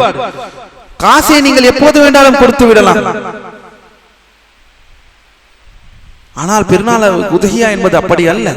அந்த நாளில் கூட இந்த விஷயத்தை நீங்கள் கணக்கிட்டுக் கொள்ளாதீர்கள். அல்லாஹ் நம்மை நேர்வழியில் செலுத்துவானாக. அதே போன்ற மூன்றாவது காரணம் நபியின் முன்மாதிரி அல்லாஹ்வின் தூதர் ஸல்லல்லாஹு அலைஹி வஸல்லம். அல்லாஹ்வின் தூதர் ஸல்லல்லாஹு அலைஹி வஸல்லம் அவர்களும் அவரின் கண்ணியமிக்க தோழர்களான சஹாபாக்களும் தங்கள் வாழ்நாளில் பணத்தை தர்மம் செய்யாமல் இந்த உத்ஹியாவை நேரடியாக அறுத்ததன் மூலமே அல்லாஹ்வை நெருங்குகிறார்கள். இதுதான் இந்த சட்டம். அல்லாஹ்வின் அடியார்களே, அல்லாஹ் நம்மை நேர்வழியிலே செலுத்துவானாக. பாரக்கல்லாஹு ஃபீக்கும். இந்த விஷயத்தில் பணம் என்பது இந்த ஹதீஸின் வாசகம் பலவீனமாக இருந்தாலும் ஒருபோதும் இந்த செயலை செய்யக்கூடாது. உத்ஹியா என்பது தனிப்பட்ட வணக்கம். அந்த வணக்கத்தை தான் நிறைவேற்ற வேண்டும். அதற்குத்தான் நாம் கட்டளையிடப்பட்டுள்ளோம். அதன் பணத்தை எடுத்து நான் ஏழைகள் கொடுக்கிறேன் என்று சொன்னால் அது ஒருபோதும் உத்ஹியாவாக கருதப்படாது என்பதை புரிந்து கொள்ளுங்கள். ஐந்தாவது சட்டம், பலியிட உகந்த விலங்குகளின் முன்னுரிமை. சரி, எது சிறந்தது? பஹீமத்துல் அன்ஆம், கால்நடைகளை அறுக்க வேண்டும் என்பது தெரிந்துவிட்டோம். சரி, எது சிறந்தது? அல்லாஹ்வின் அடியார்கள் நன்றாக தெளிவாக புரிந்து கொள்ளுங்கள். தனியாக அறுக்க போகிறீர்கள் என்றால், தனியாக அறுக்க போகிறீர்கள் என்றால் ஒட்டகம், பின்பு மாடு, பின்பு ஆடு. தனியாக நீங்கள் அறுக்க போகிறீர்கள் என்றால் ஒட்டகம், பின்பு மாடு, பின்பு ஆடு. பின்புதான் கூட்டில், கூட்டில் ஒட்டகம், பின்பு கூட்டில் மாடு. இதுதான் வரிசை. ஏன் சொல்கிறேன் என்றால், ஒட்டகம் சிறந்தது என்றால் ஒட்டகத்தை ஒருவர் தனியாக அறுத்தால் சிறந்தது. அப்படி இல்லை எனில் தனியாக ஒருவர் ஆடு அறுக்கிறார் அல்லது கூட்டாக ஒருவர் மாட்டில் பங்கு கொள்கிறார். எது சிறந்தது? தனியாக ஆடு அறுப்பதுதான் சிறந்தது. பொருளாதாரத்தை கொண்டு. ஆனால் இந்த இடத்திலே யாரும் நினைத்து விட வேண்டாம், ஆட்டை விட, தனியாக ஆட்டை அறுப்பதை விட கூட்டாக ஒட்டகத்திலே கலந்து கொள்வதிலோ அல்லது கூட்டாக மாட்டில் அந்த 7 பங்கில் ஒரு பங்காளியாக கலந்து கொள்வதிலோ எது அந்த சிறப்பு என்றால், சிறந்தது என்றால் வரிசையில் தனியாக ஆட்டை அறுப்பதுதான் சிறந்தது. நீங்கள் தனியாக ஒட்டகத்தை அறுக்க போறீர்களா, தனியாக மாட்டை அறுக்க போறீர்களா? ஆட்டை விட அதுதான் சிறந்தது.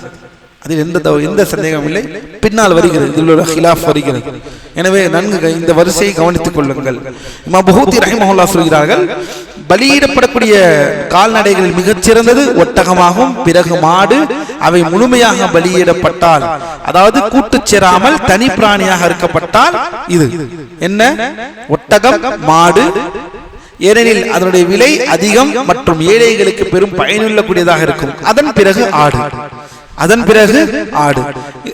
இதில் உலமாக்கள் நிலைப்பாடு என்ன, மதுஹபின் நிலைப்பாடு என்ன என்பதை பார்ப்போம்.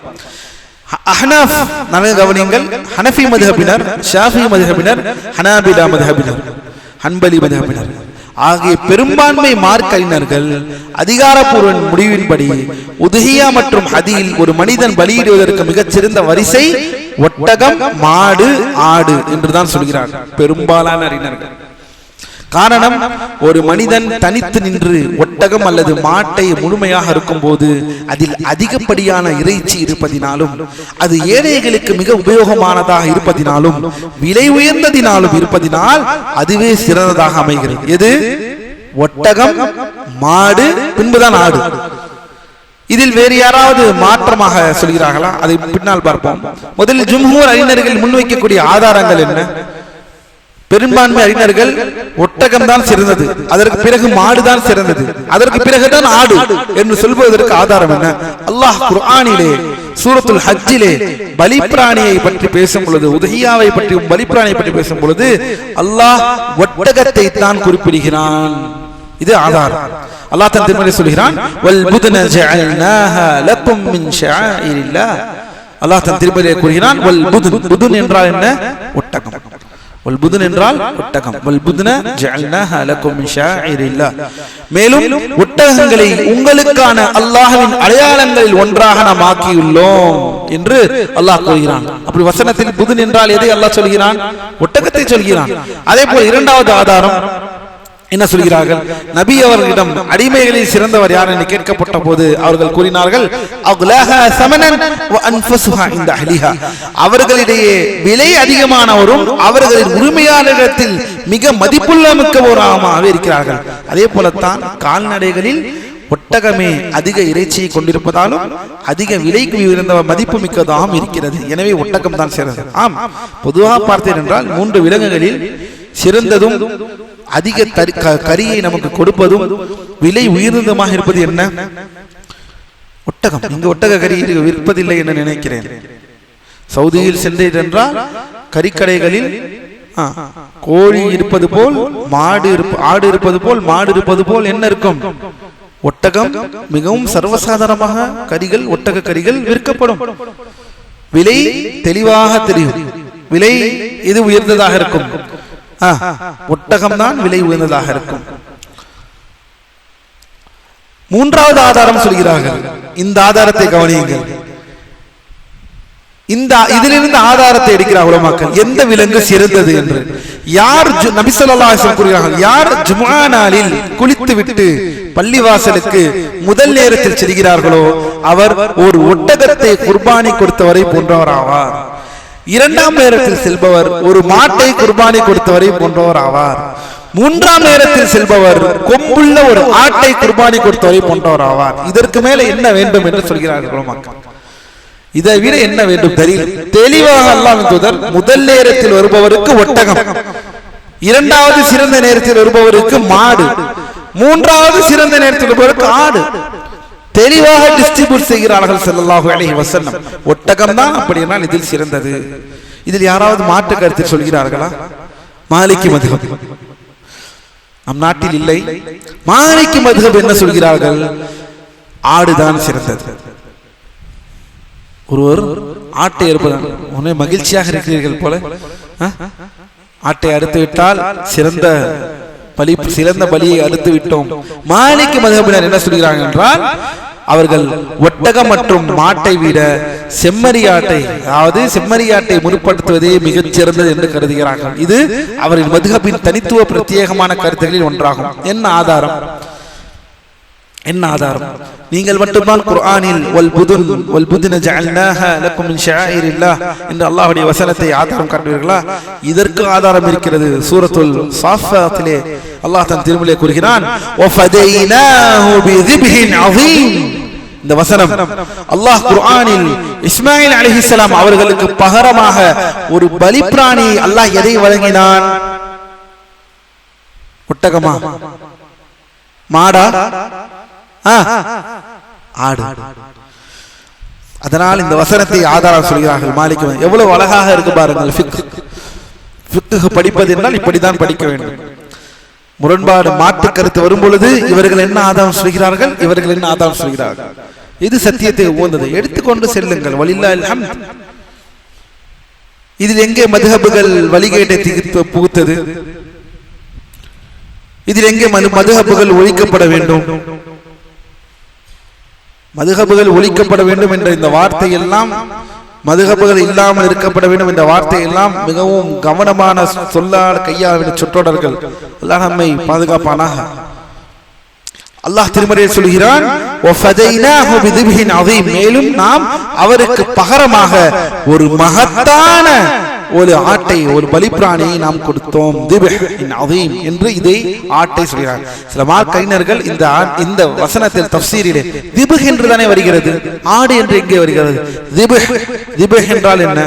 சில மார்க்கைஞர்கள் தஃப்சீரின் விளக்குரைப்படி அல்லாஹ் வாகனத்தில் இருந்து ஒரு சிறந்த செம்மறை ஆட்டை கொண்டே அவருக்கு பகரமாக வழங்கினான். எனவே ஆடே சிறந்தது. சரி, இதுதான் தலீல். வேற ஏதாவது ஆதாரம் இருக்கிறதா அவர்களுக்கு? ஆடுதான் சிறந்தது என்பது அல்லாஹ்வின் தூதர் என்ன அறுத்தார்கள்? ஒட்டகமா, மாடா? மக்களுக்கு மத்தியில் அவர்கள் அறுத்து காமித்தார்கள் உதுஹியாவை. அல்லாஹ்வின் தூதர் என்ன அறுத்தார்கள்? அனஸ் ரலியல்லாஹு அன்ஹு அவர்கள் அறிவிக்கக்கூடிய ஹதீஸ், சஹீஹான ஹதீஸ், நபி அவர்கள் தமது வாழ்வில் 2 செம்மறி ஆடுகளை தன் கரங்களால் நேரடியாக உதுஹியா கொடுத்தார்கள். மாலிகி மதஹபினருக்கு அறிஞர்களுக்கும் ஃபிக்ஹ் ரீதியான பதில்கள். சரி, ஓகே, சரி, இதெல்லாம் உங்க தலீல். இதற்கு நம்மளுடைய பதிலை பாருங்கள் என்று மற்ற பெரும்பான்மை சமூகம், பெரும்பான்மை மக்கள், உலமாக்கள் இதற்கு இவர்களுக்கு பதில் அளிக்கிறார்கள். இல்லை, அப்படி இல்லை, இன்னும் ஒட்டகம் தான் சிறந்தது, அதற்கு பிறகு மாடு சிறந்தது, அதற்கு பிறகுதான் ஆடு என்பதை எவ்வாறு சொல்கிறார்கள் என்றால், முதல் விஷயம், பதில் 1, நபி அவர்கள் தமது வாழ்வில் 2 செம்மறி ஆடுகளை உதுஹியா கொடுத்தது என்பது உண்மைதான். ஆனால் அவர்கள் அதனை செய்ததற்கு காரணம் என் உம்மத்திற்கு, தன் சமுதாயத்திற்கு இலகுவாக்குவதற்காக மட்டுமே ஆகும். சமுதாயம் தங்களை பின்பற்றும் என்பதை அவர்கள் அறிந்திருந்தார்கள். அவர்கள் ஒவ்வொரு முறையும் ஒட்டகத்தை குர்பானி கொடுத்திருந்தால் ஏழை எளிய மக்களும் சிரமப்பட்டு ஒட்டகத்தை தேடி தேடி அறுக்கக்கூடியவர்களாக ஆகிவிடுவார்கள். எனவே உம்மத்தின் மீதான கருணையின் காரணமாக அவர்கள் விலை குறைவுள்ள ஒரு ஆட்டை அறுத்தார்கள் என்று இதற்கு உலமாக்கள் பதில் அளிக்கிறார்கள். இன்னொரு பதில் இருக்கிறது.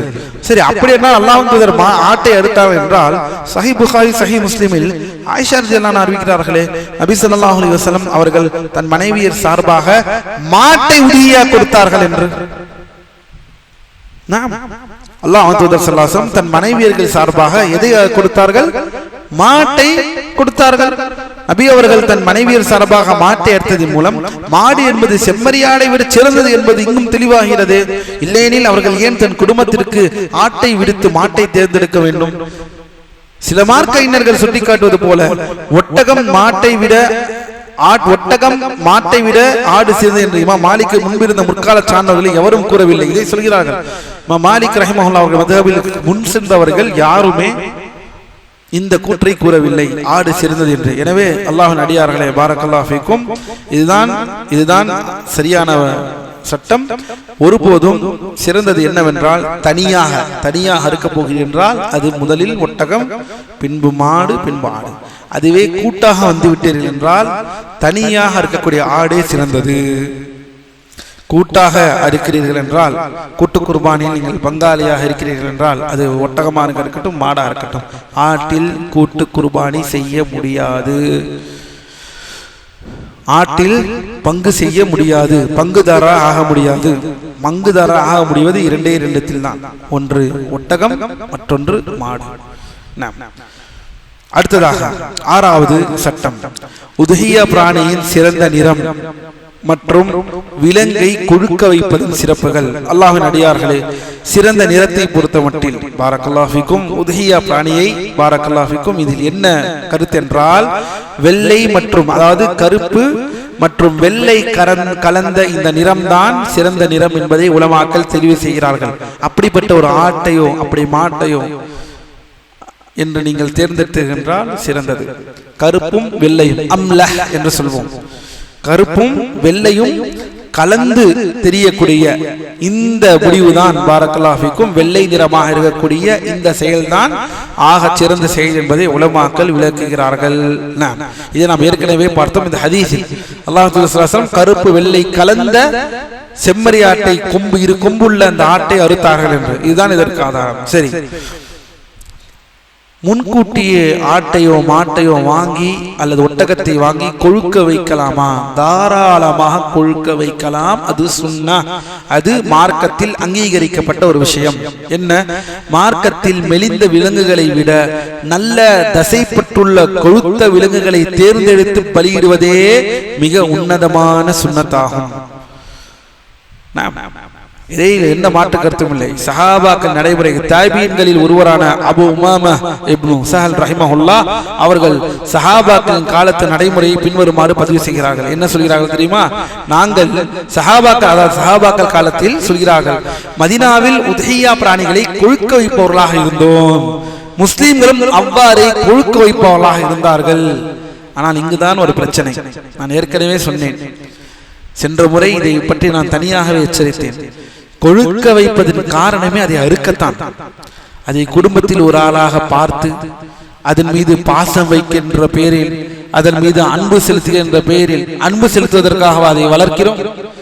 அன்பு செலுத்துவதற்காக அதை அல்லாஹ்வின் அடியார்களே, முஸ்லிம்களாகவே அன்பு செலுத்தக்கூடியவர்கள் தான். அது எந்த மாற்று கருத்தும் இல்லை. இது வணக்கம். தவறான முன்னுதாரணமாக தவறான விஷயங்களை இன்று மக்களுக்கு மத்தியிலே பள்ளிவாசல்களில் பேசக்கூடிய இந்த சட்டங்களை பார்க்கும் பொழுது மனம் வலிக்கின்றது. நான் ஏற்கனவே இதை பற்றி நான் எச்சரித்தேன். ஒரு பிராணியை வாங்குவது, அதை அறுக்க, அல்லாஹ்விற்காக ரத்தத்தை சிந்துவது என்பது அது ஒரு வணக்கம். அந்த வணக்கத்தையே கேள்விக்குறியாக்கக்கூடிய செயல்பாட்டில் இறங்கி விடாதீர்கள். அந்த ஆட்டிற்கு இஸ்மாயில் என்று பேர் வைப்பது என்ன வழிமுறை? இதெல்லாம் அல்லாஹ்விற்கு பயப்பட வேண்டாமா? ஏன் இந்த மார்க்கத்தில் இவ்வளவு வரம்பு மீறல்கள்? அதை ஒரு பிள்ளையாக பார்ப்பது, அண்ணனாக பார்ப்பது, உங்களை யாராவது பார்க்க சொன்னார்களா? இங்கு மார்க்கம் உங்களுக்கு சொன்னதா? இல்லை. அவர் இஸ்மாயில் அலைஹிஸ்ஸலாம் எங்கே இருந்தார்கள்? இஸ்மாயில் அலைஹிஸ்ஸலாம் அவர்களை தான் அகற்றி அல்லாஹ் ஒரு வணக்கமாக ஒரு பிராணியை தானே தந்தான் ரப்புல் ஆலமீன். அது அறுக்கப்படுவதற்கு தானே, அது ரத்தத்தை சிந்துவதற்கு தானே, அதை உண்ணவுவதற்கு தானே. அதை எப்படி மனிதனாக பார்ப்பீர்கள்? இதெல்லாம் தேவையில்லாத விஷயங்கள். அல்லாஹ் நம்மை பாதுகாப்பானாக. எச்சரிக்கையாக இருக்கு. தௌஹீத் பேசக்கூடியவர்களுடைய ஜும்மா மொழியில் இப்படிப்பட்ட விஷயங்கள்லாம் வருவது அவர்களின் அறியாமையை நமக்கு தெளிவாக காட்டுகிறது. மார்க்கத்தின் அறியாமையை, மார்க்க சட்டங்களில் அவர்களுக்கு அறியாமை இருப்பது அல்லாஹ், அந்த அறியாமையை நமக்கும் எல்லோருக்கும் அறியாமை இருக்கிறது. அல்லாஹ்வின் அடியார்களே, நமக்கு அறியாமை இல்லை என்று சொல்லவில்லை. ஆனால் மக்களிடம் ஒரு விஷயத்தை சொல்லும் பொழுது அதன் அமானத்தை கடைபிடிக்க வேண்டும். உலமாக்களுக்கு என்ன விளக்கம் தருகிறார்? இதையெல்லாம் சொல்லாமல் ஏதோ அறுத்து பலியிடுவது என்பது 30 நாளுக்கு முன்னால் ஒரு சொந்த மகனாக ஆக்குவது, சொந்த வீட்டில் ஒரு சொந்தக்காரனாக ஆக்கி அதை தியாகம் செய்வது எங்கே வருகிறது? இதெல்லாம் எந்த இடத்தில் உங்களுக்கு இதெல்லாம் யார் சொல்லிக் கொடுத்தார்கள்? இது தவறான நச்சு கருத்து. அதை தியாகம் செய்வதனால் இந்த வணக்கத்தை செய்தேன். யாராவது கேட்டார்களா உங்களிடம்? அறுத்து பலியிடுவது என்பது ஒரு வணக்கம். மகனை தியாகம் செய்ய நேரிட்டது என்பது இப்ராஹிம் அலைஹிஸ்ஸலாம் அவர்களுக்கு நடந்த பிரத்யேகமானது. அதை அல்லாஹ் இல்லாமல் ஆக்கிவிட்டுத்தான் என்ன செய்தார்கள்? இங்கேதான் ஒரு கேள்வி. ஆட்டை இப்ராஹிம் அலைஹிஸ்ஸலாம் மகிழ்ச்சியுடன் அறுத்திருப்பார்களா இல்ல சோகத்துடன் அறுத்திருப்பார்களா?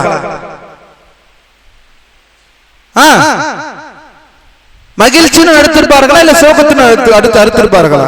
பின்பு அப்புறம் ஏன் இந்த எக்ஸ்ட்ரா எல்லாம்? ஏன் இந்த தேவையில்லாத இந்த விஷயங்கள்? ஏன் மார்க்கத்தை நல்லதாக காமிப்பதற்கு மார்க்கத்தில் விஷயங்களே இல்லையா? இல்லாத விஷயத்தை தேடிதான் மார்க்கம் பெரிய நல்லது என்று காட்டுவதற்கு உங்களுக்கு தேவையாக இருக்கிறதா? மிகவும் மோசமான ஒரு கருத்து இது. சர்வசாதாரணமாக பள்ளிவாசலில் போதிக்கப்படுவதை பார்க்கும் பொழுது மனம் வலிக்கிறது. தௌஹீத் பேசக்கூடியேன், தௌஹீதை பேசுகிறேன் என்று சொல்பவர்களுடைய பள்ளியில் இது ஒலிப்பது கண்டிக்கத்தக்கது. தெரிந்து கொள்ளுங்கள், அல்லாஹ் நம்மை நேர்வழி செலுத்துவானா. உலமாக்கள் தான் யார் என்ன தெரியாது. நமக்குத்தான் நானே உலமா, நானே ஆலிம், மைக்கு கிடைத்தால் போதும் என்ற நிலையில் தானே இருக்கிறது இன்று இருக்கக்கூடிய ஜமாத்துகளும் ஜம்மியத்துகளும். உலமாக்கள் என்ன சொல்கிறார்கள்? இதில் நமக்கு முன் சென்ற அஹ்லுஸ் சுன்னah உலமாக்கள், உயிரோடு வாழ்ந்து கொண்டிருக்கும் உலமாக்கள் விளக்கம் என்ன என்று சற்று திரும்பி பார்த்திருந்தால் இப்படிப்பட்ட பேச்சை எல்லாம் பேச மாட்டார்கள். மக்களிடம் இதை ஏதோ ஒரு குடும்ப ஆளாக ஆக்கி அதை அதோடு சேர்ந்து அறுக்கும் போது அழுது ஒப்பாரி வைத்து, ஏன் இதெல்லாம் எங்கே இருக்கிறது? இது மார்க்கத்தில் அழுது ஒப்பாரி வைப்பது இது வணக்கமா வேற எதுவுமா? வணக்கம் என்றால் என்ன? வணக்கம் என்பது மனமுவந்து ஆசையுடன் மஹப்பத்துடன் முழு மனதும் இணங்கி கொடுப்பதுதான் வணக்கம். அறுத்து பலியிடுவது என்பது வணக்கம். இவ்வாறு அழுது வெறுத்து கொடுத்தால் அதற்கு என்ன? அதற்கு பேர் வணக்கமா? அல்லாஹ் நம்மை நேர்வழி செலுத்துவானா? இது இன்னும் பாரதூரமான விஷயங்களுக்கு கொண்டு போய் சேர்க்கும். பிராணிகளை கொல்லக்கூடாது, பாவம், இந்த ஒன்னே இப்படி என்றால் மற்ற இடத்தில் அப்படி இப்படி என்று கடைசியில் பீட்டாவில் சேர வேண்டியதுதான் எல்லோரும் போய். இந்த ஜல்லிக்கட்டு காலத்து டைமில் ஒருவன் வந்தானே, அதே போல் எல்லோரும் பீட்டாவில் சேர வேண்டியதுதான். அல்லாஹ் நம்மை பாதுகாப்பானாக. அல்லாஹ்வின் அடியார்கள், இதெல்லாம் சரியான முன்மாதிரி அல்ல, மிக தவறான முன்மாதிரிகள்.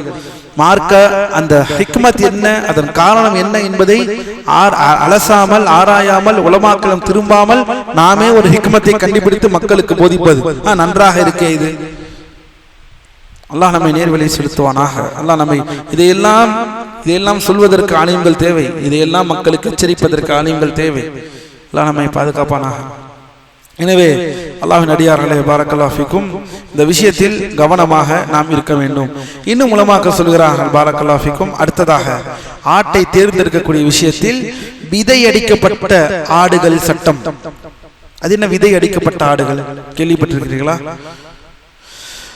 ஆட்டு தொழுவத்தில் இருக்கக்கூடியவர்களுக்கு இதெல்லாம் தெரியும், அல்லது ஆடு சம்பந்தப்பட்ட வியாபாரத்தில் இருப்பவர்களுக்கு இதெல்லாம் தெரியும். நபி ஸல்லல்லாஹு அலைஹி வஸல்லம் மறுத்த பிராணிகள் அல் ஹஸி, அதாவது விதை அடிக்கப்பட்டவையாக இருந்தது என்று ஹதீஸ்களில் வந்துள்ளது. காஸ்ட்ரேஷன் என்ன என்பதை சொல்கிறேன். விதை பைகளை நசுக்கி நீக்குவதினால், காஸ்ட்ரேஷன் மெத்தட்,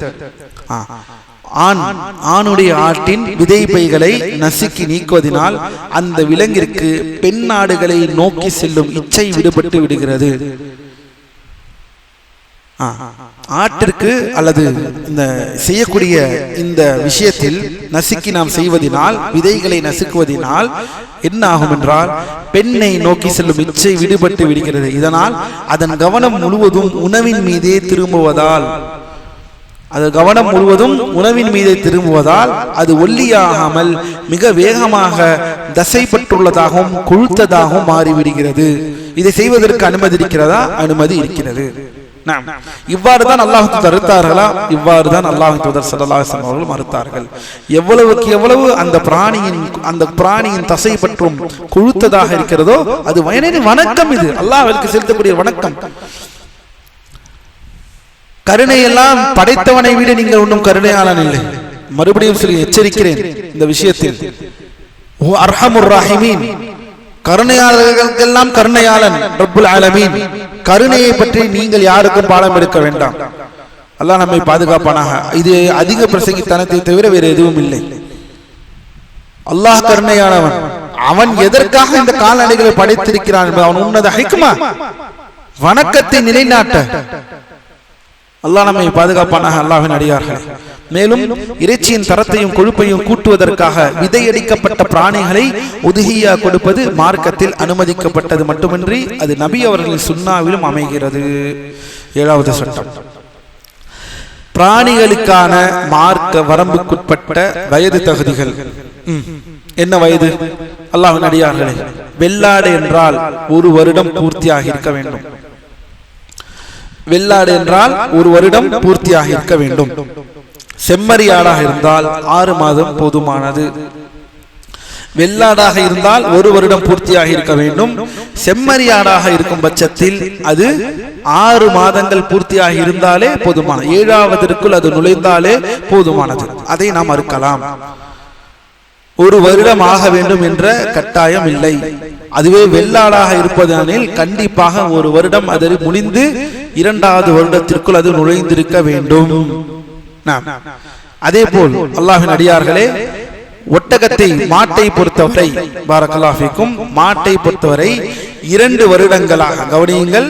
ஒட்டகத்தை பொறுத்தவரை 5 வருடங்களாகவும் மாட்டை பொறுத்த 2 வருடங்கள் முடிந்திருக்க வேண்டும். என்ன? ஒட்டகம் 5 வருடத்தை முடித்திருக்க வேண்டும், 6வதிற்குள் நுழைந்திருக்க வேண்டும். அப்போதுதான் நீங்கள் ஒரு ஒட்டகத்தை அறுக்க வேண்டும். அது தனியாக அறுத்தாலும் சரி, கூட்டாக அறுத்தாலும் சரி, 5 வயது ஆகி இருக்க வேண்டும், 6வதிற்குள் அது நுழைந்திருக்க வேண்டும். இதுதான் ஒட்டகத்துடைய தகுதி, வயது தகுதி. அதுவே மாடாக இருந்ததில் 2 ஆண்டுகள் முடிவு பெற்றிருக்க வேண்டும், 3வது ஆண்டிற்குள் அது சென்று இருக்க வேண்டும். இதுதான் மாட்டின் தகுதி. ஆட்டின் தகுதி வெள்ளாடாக இருந்தால் 1 ஆண்டு முடிவு பெற்றிருக்க வேண்டும். செம்மறியாடாக இருந்தால் அரை ஆண்டு 6 மாதங்கள் முடிவு பெற்றிருக்க வேண்டும். இதுதான் வயதுடைய விஷயம். இது ஒரு நிபந்தனை. அல்லாஹ்வின் அடியார்களே, பாரக்கல்லாஹு ஃபீக்கும். 4 மாபெரும் ஃபிக்ஹ் இமாம்களான இமாம் அபூ ஹனீஃபா, இமாம் மாலிக், இமாம் ஷாஃபி, இமாம் அஹ்மத் ஆகிய அனைவரும் உத்ஹியா பிராணிக்கு மார்க்கம் வரம்பிற்குட்பட்ட வயது இருப்பது அவசியம் என்பதிலும், செம்மறியாட்டில் வயது போதுமான வயது போதுமான என்பதிலும், பிற விலங்குகள் இந்த வயதிலே இருக்கக்கூடிய என்பதும் என்று ஏகோபித்த கருத்தில் இருக்கிறார்கள். எனவே அல்லாஹ் நம்மை நேர்வழியிலே செலுத்துவானாக. இந்த சட்டத்தை கவனமாக நாம் பார்க்க வேண்டும். அதே போல் அல்லாஹ்வின் அடியார்களே, இந்த விஷயத்தில் இன்னும் தெளிவு வேண்டும் என்றால், பாரக்கல்லாஹு ஃபீக்கும், செம்மறியாட்டை பொறுத்தவற்றில் 6 மாதம் போதுமானது. மறுபடியும் சொல்கிறேன், செம்மறியாடை பொறுத்தவரை 6 மாதம் போதுமானது. அடுத்த சட்டம், ஆடு மாடு ஒட்டகங்களில் கூட்டாக பலியிடுதல் நபர்களின் வரம்பு மற்றும் மாலிக்கு மதமின் கொற்று. அல்லாஹ்வின் அடியார்களே, அடுத்ததாக கூட்டு குர்பானி கூடுமா? கூட்டு குர்பானி கூடும். எதில் கூடும்? மாட்டிலும் ஒட்டகத்திலும் தான் கூடும், ஆட்டில் கூடாது. கூட்டு குர்பானி கூடும். எதில் கூடும்? மாட்டிலும் ஒட்டகத்தில். ஒட்டகம் மாடு இது ரெண்டில் தான் கூட்டு குர்பானி. எத்தனை பேர்? 7 பேருக்கு மேல் கூடக்கூடாது. கூட்டு குர்பானியில் 7 பேருக்கு மேல் கூடக்கூடாது. 7 பேருக்குள் தான் இருக்க வேண்டும். ஆட்டில் ஒருவர் தான் ஒரு ஆடை அறுக்க முடியும். சரி, அதற்கான நன்மையை நான் எல்லோருக்கும் பகிர்கிறேன், அது வேறு. நன்மையை பகிர்வது என்பது வேறு, அறுப்பது என்பது வேறு. கூட்டாக சேருவது என்பது வேறு, பணத்தை கொடுப்பது என்பது வேறு. பணத்தை ஒருவர் ஆட்டிற்கு ஒருவர் தான் கொடுக்க முடியும், 2 பேர் 3 பேர் எல்லாம் கொடுக்க முடியாது. இதுதான் வணக்கம். இதில் கூட்டாக சேர முடியாது. அதுவே ஒட்டகமாக இருந்தால் மாடாக இருந்தாலும் 7 பேர் வரை சேரலாம். ஒட்டகமாக மாடாக இருந்தால் 7 பேர் வரை சேரலாம். உதுஹியா பிராணியை கூட்டு செய்வதை பொறுத்தவரை நிச்சயமாக வெள்ளாடு அல்லது செம்மறியாடு ஆகிய ஆடுகளில் 1க்கும் மேற்பட்ட நபர்கள் காசு போட்டு கூட்டு சேருவது மார்க்கத்தில் முற்றிலும் அனுமதியற்றதாக ஒரு விஷயம், அனுமதிக்கப்படாத ஒரு விஷயம். மேலும் உலமாக்கள் சொல்கிறார்கள், ஒரு மனிதன் ஒரு ஆட்டை தன் சார்பாகவும் தன் குடும்பத்தினர், பிள்ளைகள் மற்றும் மனைவியர் ஆகியோரின் தான் யாருக்கு பொருளாதாரம் வழங்கி பராமரிக்கிறாரோ அவர்கள் அனைவரும் சார்பாகவும் பொதுவாக ஒன்று அறுக்கலாம். நான் ஏற்கனவே சொல்லினேன், உலமாக்கள் என்ன விளக்கம் தருகிறார்கள்? ஒரு அடுப்பு எரிகிறது என்றால் ஒரு வீட்டில் ஒரு தகப்பன் இருக்கிறார், அவருக்கு 2 பிள்ளைகள் இருக்கிறது. அந்த 2 பிள்ளைகளுக்கும் திருமணமாகிவிட்டது. அது ஆண் பிள்ளையா இருக்கட்டும் பெண் பிள்ளையா இருக்கட்டும், திருமணமாகி பேரன் பேத்தி எல்லோரும் இருக்கிறார்கள். அந்த வீட்டில் எல்லோரும் இருக்கிறார்கள். இப்போது வீட்டில் இருப்பவர் ஒருவர் அறுத்தால் அது அனைவருக்கும் வந்துவிடுமா? அவர் பெயராக இருக்கக்கூடிய அனைவரும் வந்துவிடுமா என்றால் எல்லோருக்கும் வந்துவிடும். அந்த ஒரு ஆடு போதுமானது. எதுவரை? அவர்கள் ஒரே வீட்டில் ஒரே அடுப்பில் இருக்கும் வரை, அவர்கள் ஒரே வீட்டில் ஒரே அடுப்பில் இருக்கும் வரை இது போதுமானது. எப்போது வெவ்வேறு அடுப்பாக வெவ்வேறு தனி பரிணாமமாக அவர்களுடைய வாழ்க்கை இருக்கிறதோ அப்போது இவருக்கு அவர் மாட்டார். தந்தைக்கு பிள்ளை போதுமானதாக மாட்டார், அல்லது பிள்ளைக்கு தந்தை போதுமானதாக மாட்டார். அல்லாஹ்வின் அடியார்களே, என்னதாக இருந்தாலும் இது ஒரு சுன்னா, இது ஒரு வலியுறுத்தப்பட்ட சுன்னா என்பதை மனதில் கொள்ள வேண்டும். சரி, அதே போலத்தான் 1க்கு மேற்பட்ட மனைவியர், 2 மனைவிகள் 3 மனைவிகள் அல்லது 4 மனைவிகள் வைத்திருப்பவர்களுக்கான சட்டம் இதேதான். ஒரு மனிதர் 2 அல்லது 3 பெண்களை திருமணம் செய்திருந்தாலும் தன் சார்பாகவும் தன் ஒட்டுமொத்த குடும்பத்தின் சார்பாகவும் ஒரு தனி ஆட்டை உதுஹியா கொடுப்பதே போதுமானதாகும். அல்லாஹ்வின் தூதர் ஸல்லல்லாஹு அலைஹி வஸல்லம் அவர்கள் 9 அல்லது 11 பேராக இருந்தது தன் அனைத்து மனைவியர் சார்பாகவும் தன் சார்பாகவும் 2 செம்மறியார்களை மட்டுமே அறுத்தார்கள். மேலும் ஒட்டகம் மற்றும் மாடுகளில் கூட்டு சேர, ஆடுகளில் கூட்டு சேர முடியாது. ஆனால் மாடு மற்றும் ஒட்டகங்களில் மட்டும்தான் மார்க்கத்தில் கூட்டு சேர முடியும். ஒரு மாட்டிலோ அல்லது ஒட்டகத்திலோ 7 நபர்கள் வரை கூட்டு சேர்ந்து பலியிடலாம். கூட்டு சேரும் போது ஒரு மனிதருக்கு அவருடைய குடும்பத்தாருக்கும் அந்த ஒட்டகம் அல்லது அந்த மாட்டில் இருந்து 7ல் ஒரு பங்கு போதுமானது. இப்ப 7ல் ஒரு பங்கு இருக்கிறது, ஆட்டிற்கு இந்த பங்கு சொன்னேன் அல்லவா, அதே போலதான் அந்த மாட்டிலோ ஒட்டகத்திலோ ஒரு பங்கு தன் ஒட்டுமொத்த குடும்பத்தாருக்கும் போதுமானது. இந்த 7ல் 1 அடுத்த ஒரு பங்கு அவரும் அவருடைய குடும்பத்தாருக்கு அது போதுமானது. அடுத்த ஒரு இதுவரை 7 பங்கும் அவரும் அவர்களுடைய குடும்பத்தார்களுக்கும் அது போதுமானது. இருப்பினும் கவனியுங்கள், ஒரு வரம்புகள் இருக்கிறது. 6, 5, 4 அல்லது 2 நபர்கள் கூட்டு சேர்வதில் தவறில்லை. ஆனால் 8 நபர்கள் கூட்டு சேருவதற்கு அனுமதி இல்லை. ஏனெனில் ஹதீஸில் வருகிறது உமிர்னா அன் சபஅ 7 என்றுதான் வருகிறது. இருப்பினும் ஒருவர் மற்றவருடன் கூட்டு சேராமல் தனியாக ஒரு முழு ஒட்டகத்தையோ அல்லது மாட்டையோ அறுக்க சக்தி பெற்றிருந்தால் அதுவே மிகவும் சிறந்ததும் முழுமையானதும் என்பதில் எந்த சந்தேகமும் இல்லை. பாருங்கள், தனியாக ஒரு அறுக்க நாடினான். எடுத்துக்காட்டாக ஒரு மாட்டை, தகுதியுள்ள மாடு எத்தனை வருடம் முடிந்திருக்க வேண்டும்? 2 வருடங்கள் முடிந்துள்ள ஒரு மாட்டை அறுக்கு ஒரு நாள் ட்ரை பண்ணுங்கள் இன்ஷா அல்லாஹ். ஆடு இல்லை என்றால் மாட்டுக்கு நகர பாருங்கள். அல்லாஹ்வின் அடியார்களே, இன்ஷா அல்லாஹ் அல்லாஹ் உங்களுக்கு அந்த பொருளாதாரத்தை அனைவருக்கும் வழங்குவானாக. எப்போதும் ஆட்டையை அறுக்காமல் மேலே செல்லுங்கள். ஏனெனில் சிறந்தது ஆட்டிற்கு மேல் என்ன இருக்கிறது? மாடு இருக்கிறது. மாட்டிற்கு மேல் ஒட்டகம் இருக்கிறது. எனவே இம்முறை அல்லாஹ் நாடினால் அல்லது அடுத்த முறை அல்லாஹ் நாடினால் மாட்டை 2 வயது நிறைந்த 3ஆவதில் எடுத்து வைக்கக்கூடிய அந்த மாட்டை அருங்கள். அது நீங்கள் அறுக்கக்கூடிய ஆட்டை விட சிறந்ததாக இருக்கின்றது. மேலும் மாலிகி மذஹப் இதில் ஒரு கூற்று இருக்கிறார்கள். என்ன மாலிகி மذஹபுகள் என்ன சொல்கிறார்கள் என்றால், கூட்டு சேர முடியாது. இந்த கருத்து நாம் இதில் நாம் விவரமாக போக வேண்டிய அவசியம் இல்லை. மாலிகி மذஹப் என்ன சொல்கிறார்கள் என்றால், கூட்டு சேர முடியாது. எதில் கூட்டு சேர முடியாது?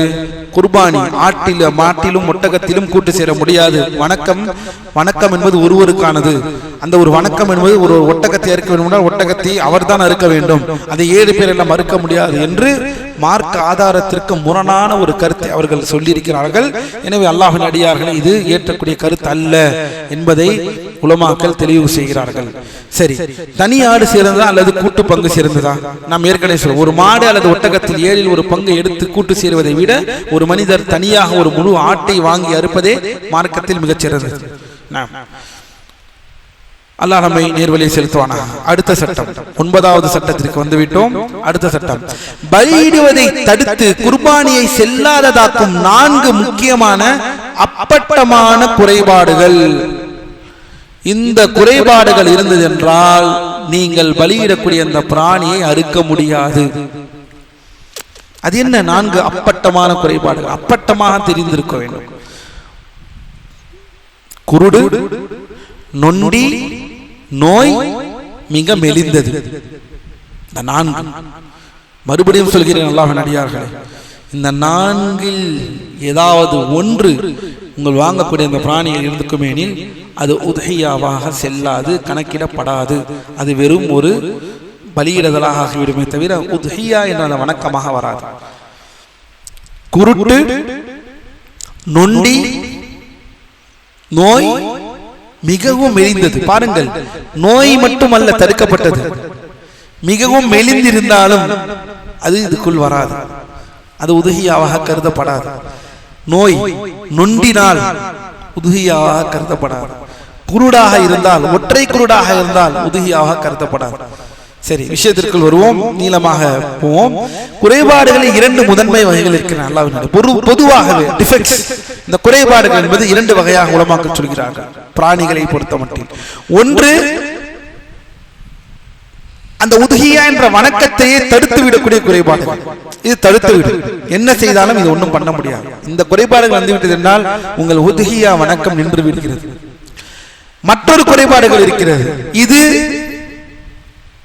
உதுகியாவை தடுக்காது, ஆனால் அதன் அந்த அந்தஸ்தை குறைக்கும். மற்ற குறைபாடுகள் இருக்கிறது. இந்த 4 குறைபாடு இல்லாமல் வேறு குறைபாடுகள் இருக்கிறது.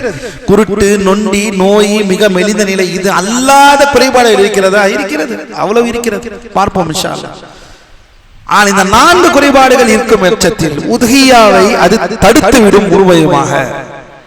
இதனால் தான் உலமாக்கள் இந்த விஷயத்தில் கவனமாக இருக்க சொல்கிறார்கள். எனவே அல்லாஹ்வின் அடியார்கள், அந்த 4 முக்கியமான குறைபாடுகள் அல்லாஹ்வின் தூதர் ஸல்லல்லாஹு அலைஹி வஸல்லம், இந்த ஹதீஸ் தான் இதற்கு ஆதாரம். என்ன? அல்லாஹ்வின் தூதர் ஸல்லல்லாஹு அலைஹி வஸல்லம் அவர்கள் சொல்கிறார்கள், 4 பிராணிகள் உதுகியாவிற்கு அனுமதிக்கப்படாது. என்ன? அப்பட்டமாக ஒற்றை கண் குருடு என்று தெரியக்கூடிய பிராணி, ஒற்றை கண் குருடு. ஒற்றை கண்ணே குருடு என்றால் அப்படி என்றால் இரண்டு கண் பாபவுல கண்டிப்பாக கூடாது. அதுதான் ஒரு கண்ணே குருடு கூடாது என்றால் இரண்டு கண் என்றால் நிச்சயம் கூடாது. அதே போல் அப்பட்டமாக நொண்டி என்பது தெரியக்கூடிய பிராணி, அப்பட்டமாக நோய் வாய்ப்பட்டது என்று தெரியக்கூடிய பிராணி, மேலும் எலும்பு மஜ்ஜை பற்றிய பலவீனமான பிராணி, எலும்புகளோடு மஜ்ஜை வற்றிய பலவீனமான பிராணி. இந்த நான்கும் உத்ஹியாவில் கணக்கில் கொள்ளப்படாது. அல்லாஹ்வின் அடியார்களே, அல்லாஹ் நம்மை நேர்வழியை செலுத்துவானாக. இந்த ஒற்றை கண், அதே போல பாரக்கல்லாஹு ஃபீக்கும் நொண்டி. நொண்டி என்றால் ஆரோக்கியமான பிராணிகளுடன் மந்தையாக சேர்ந்து நடக்கும் போது நடப்பதில் பின்தங்கி விடக்கூடிய அளவு நொண்டித்தனம் அப்பட்டமாக தெரிய வேண்டும். இந்த குறைபாடுகள் எல்லாம் லேசாக தெரிகிறதாக இருக்கக்கூடாது, அப்பட்டமாக தெரிய வேண்டும்.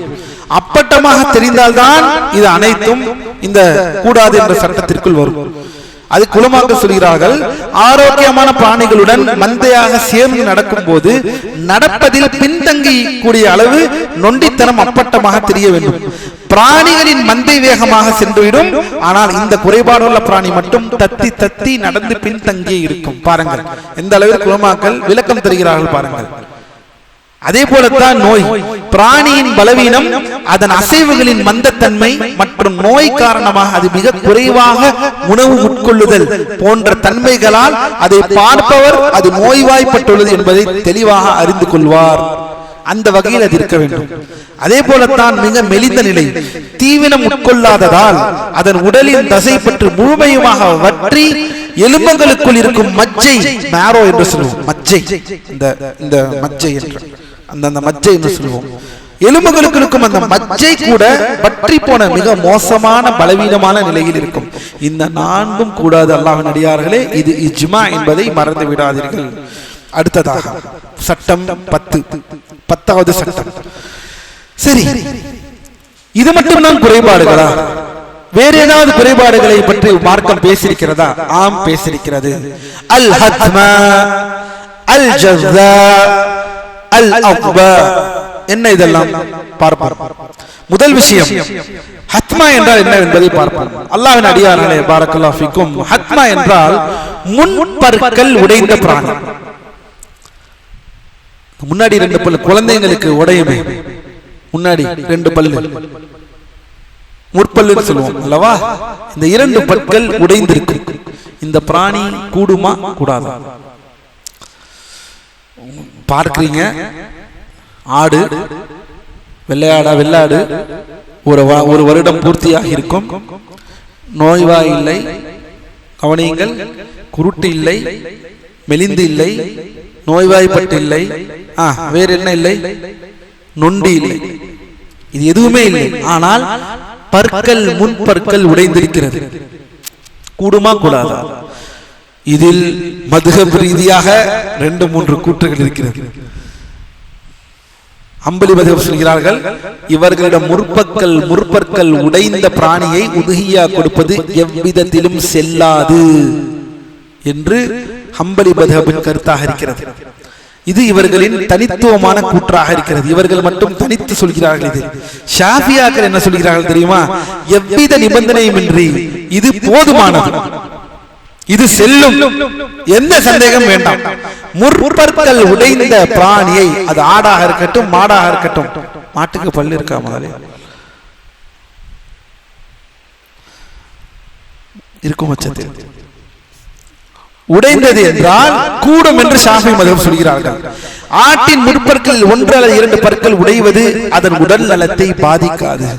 அது புல் மேய்ந்து தீவினம் உட்கொண்டு மந்தையோடு சென்று கொழுத்திருக்கும் வரை அதில் எவ்வித தவறும் இல்லை. பாருங்கள் அவர்கள் காரணங்கள். உடைவதனால் என்ன பிரச்சனை? அது மந்தையோடு மந்தையாக சேர்ந்து உணவு உட்கொண்டு கொழுத்து இருந்தது என்றால் ஒரு பிரச்சனையும் இல்லை. சரி, ஹனஃபிகள் என்ன சொல்கிறார்கள்? இவர்களின் கூற்று ஷாஃபி மதுஹபிற்கு நெருக்கமானதாகும். முன்பற்கள் உடைந்த பிராணி தீவனம் உட்கொள்கிறதா, நன்றாக உண்கிறதா என்பதை கவனிக்க வேண்டும். நன்றாக சாதாரணமாக உண்ணும் பட்சத்தில் அது போதுமா, செல்லுபடியாகும். பாருங்கள், மாலிக்கியா இவர்கள் உடைந்துள்ள பற்கள் எண்ணிக்கை விவரிக்கிறார்கள். ஒரு பல் மட்டும் உடைந்திருந்தால் செல்லுபடியாகும். 2 அல்லது அதற்கு மேற்பட்ட பற்கள் உடைந்திருந்தால் அது புல் மேய்வதை பாதிக்கும் என்பதனால் செல்லாது. என்ன எந்த அளவிற்கு ஆய்வு செய்கிறார்கள் பாருங்கள். அல்லாஹ்வின் அடியார்களே, முற்பற்கள் உடைந்ததை 4 கூற்றாகவே பிரிக்கிறது. ஒரு மதுஹப் கூடாது என்று முடித்து விட்டார்கள். மிச்ச 3 மதுஹபும் கூடும் என்று சொல்கிறார்கள். ஆனால் அவரவர்கள் தனித்தனி விளக்கம். ஷாஃபி மதுஹப் எந்த நிபந்தனையற்ற கூடும் என்று சொல்லிவிட்டார், நிபந்தனை இல்லாமல் கூடும். அதே ஹனஃபி மதுஹப் சொல்கிறார்கள் அது ஒழுங்காக சாப்பிடுகிறதா இல்லை என்பதை பார்த்து முடிவு செய்ய வேண்டும், கூடும். அதுவே மாலிகி மதுஹப் ஒரு பல்லாக இருந்தால் அது கூடும். அது 2 பற்கள் 3 பற்கள் ஆகிவிட்டது என்றால் அதனால் தீவினத்தை உட்கொள்ள முடியாது, ஒழுங்காக சாப்பிட முடியாது. அது ஆட்டோமேட்டிக்கா எதை பாதிக்கும்? உடல் மெலிந்ததை பாதிக்கும், நோயை பாதிக்கும் என்ற தடுக்கப்பட்ட அந்த தன்மைக்கு போய்விடும் என்பதனால் மறுக்கிறார்கள். சரியான கூற்று ஷேக் அரஃபாத் சொல்கிறார்கள். ஷாஃபி மற்றும் ஹனஃபி மதஹபின் கூற்றே சரியானதாகும். முன்பற்கள் உடைவது பிராணியின் இறைச்சியோ கொழுப்பையோ பாதிக்காததால் அது போதுமானதாகும். இருப்பினும் இது அதன் அழகை குறைப்பதினால் வெறுக்கக்கூடிய நிலைகள் கூட வரலாம். அழகை குறைப்பதினால் பல்லில்லாத ஆட்டை கொடுக்கிறோம் என்ற அந்த அடிப்படை, ஆனால் தடுக்கப்பட்டதா என்றால் கிடையாது. சரி, அடுத்து பல்லு உடைத்ததை பார்த்தோம் அல்லவா? அதே போல் மடி பற்றிய பிராணி, அது என்ன? மடி வற்றிய பிராணி, மடியில் பால் இருக்காது, மடியில் பால் இருக்காது. இங்கேதான் ஒரு கேள்வி, பெண் ஆட்டை அறுக்கலாமா கூடாதா? நான் கேள்விப்பட்டேன் நம் ஊரில் ஆடு அறுக்க வேண்டும் என்றால் அது ஆண் ஆட்டை தான் அறுக்க வேண்டும் என்று. அல்லாஹ்வின் அடியார்களே, ஒருபோதும் இல்லை. பெண் ஆட்டை தாராளமாக அறுக்கலாம், எந்த நிபந்தனையும் இல்லை, எந்த கேள்வியும் இல்லை. பெண் ஆட்டை தாராளமாக அறுக்கலாம், உதுஹியா கொடுக்கலாம், எந்த தவறும் இல்லை. அது அதே அந்த ஒரு வருடத்தை பூர்த்தியாக இருக்க வேண்டும், வெள்ளாடாக இருந்தால்.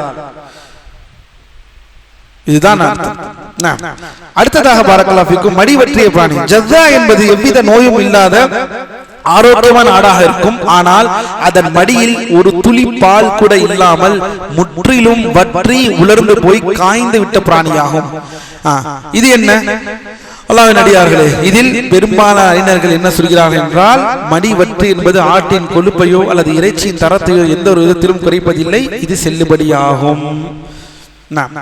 அதே போல் அடுத்தது வேற என்ன இருக்கிறது? கொம்பு உடைந்த பிராணி, கொம்பு உடைந்த பிராணி, இது கூடுமா? இது கூடுமா என்றால் அல்லாஹ்வின் அடியார்களே, இது கூடும், இதுவும் கூடும். நான் விளக்கமாக சொல்லவில்லை, ஏனெனில் நேரம் குறைவாக இருப்பதினால் கூடும் என்பதை சொல்கிறேன். எனவே அல்லாஹ்வின் அடியார்களே, நீங்கள் பார்க்கக்கூடிய ஆட்டில் கொம்பு உடைந்தோ அல்லது மடி வற்றியோ அல்லது பற்கள் உடைந்திருந்தால் இதெல்லாம் கூடாது என்று தவிர்ப்பதற்கு எந்த காரணமும் இல்லை. இல்லை, இதை விட சிறந்தது நான் எடுத்துக்கொள்கிறேன் என்றால் தவறில்லை. ஆனால் இது உதுஹியாவிற்கு உட்பட்ட ஒரு பிராணியா என்றால் நிச்சயமாக இது உதுஹியாவிற்கு உட்பட்ட பிராணி என்பதில் எந்த மாற்று கருத்தும் இல்லை என்பதை புரிந்து கொள்ளுங்கள். அல்ஹம்துலில்லாஹ். எனவே அல்லாஹ்வின் அடியார்களே, இதோடு பாரக்கல்லாஹு ஃபீக்கும் நாம் உதுஹியாவுடைய சட்டங்களில் மிக முக்கியமான இந்த சட்டங்களை நாம் பார்த்திருக்கிறோம். அல்லாஹ் நாடினால் மீதம் இருக்கக்கூடிய எஞ்சிய சட்டங்களை அல்லாஹ் நாடினால் இன்ஷா அல்லாஹ் நாளைய வகுப்பில் பார்ப்போம். எதை கேட்டோமோ அதன்படி செயல்படக்கூடிய மக்களாக அல்லாஹ் நம்மை ஆக்குவானாக. இன்னும் மிக முக்கியமான சட்டங்களே பாக்கி இருக்கிறது. மிக முக்கியமான பிரத்யேகமான சட்டங்கள் அனைத்தையும் இந்த முதல் 10 சட்டங்களில் பார்த்திருக்கிறோம். அதன்பால் செயல்படக்கூடிய மக்களாக அல்லாஹ் நம் அனைவரையும் ஆக்கி அருள் புரிவானாக. வகூலு கௌலி ஹாதா வஸ்தக்ஃபிருல்லாஹி லி வ லக்கும் வ லிஜமீஇல் முஸ்லிமீன குல்லி தம். சுப்ஹானக்கல்லாஹும்ம வ பிஹம்திக அஷ்ஹது அல்லா இலாஹா இல்லா அன்த அஸ்தக்ஃபிருக வ அத்தூபு இலைக். அஸ்ஸலாமு அலைக்கும் வ ரஹ்மத்துல்லாஹி வ பரகாத்துஹு. بيننا وبينكم السلف، بيننا وبينكم الكتب. كان أحمد يقول البدع بيننا وبينكم الجنائز.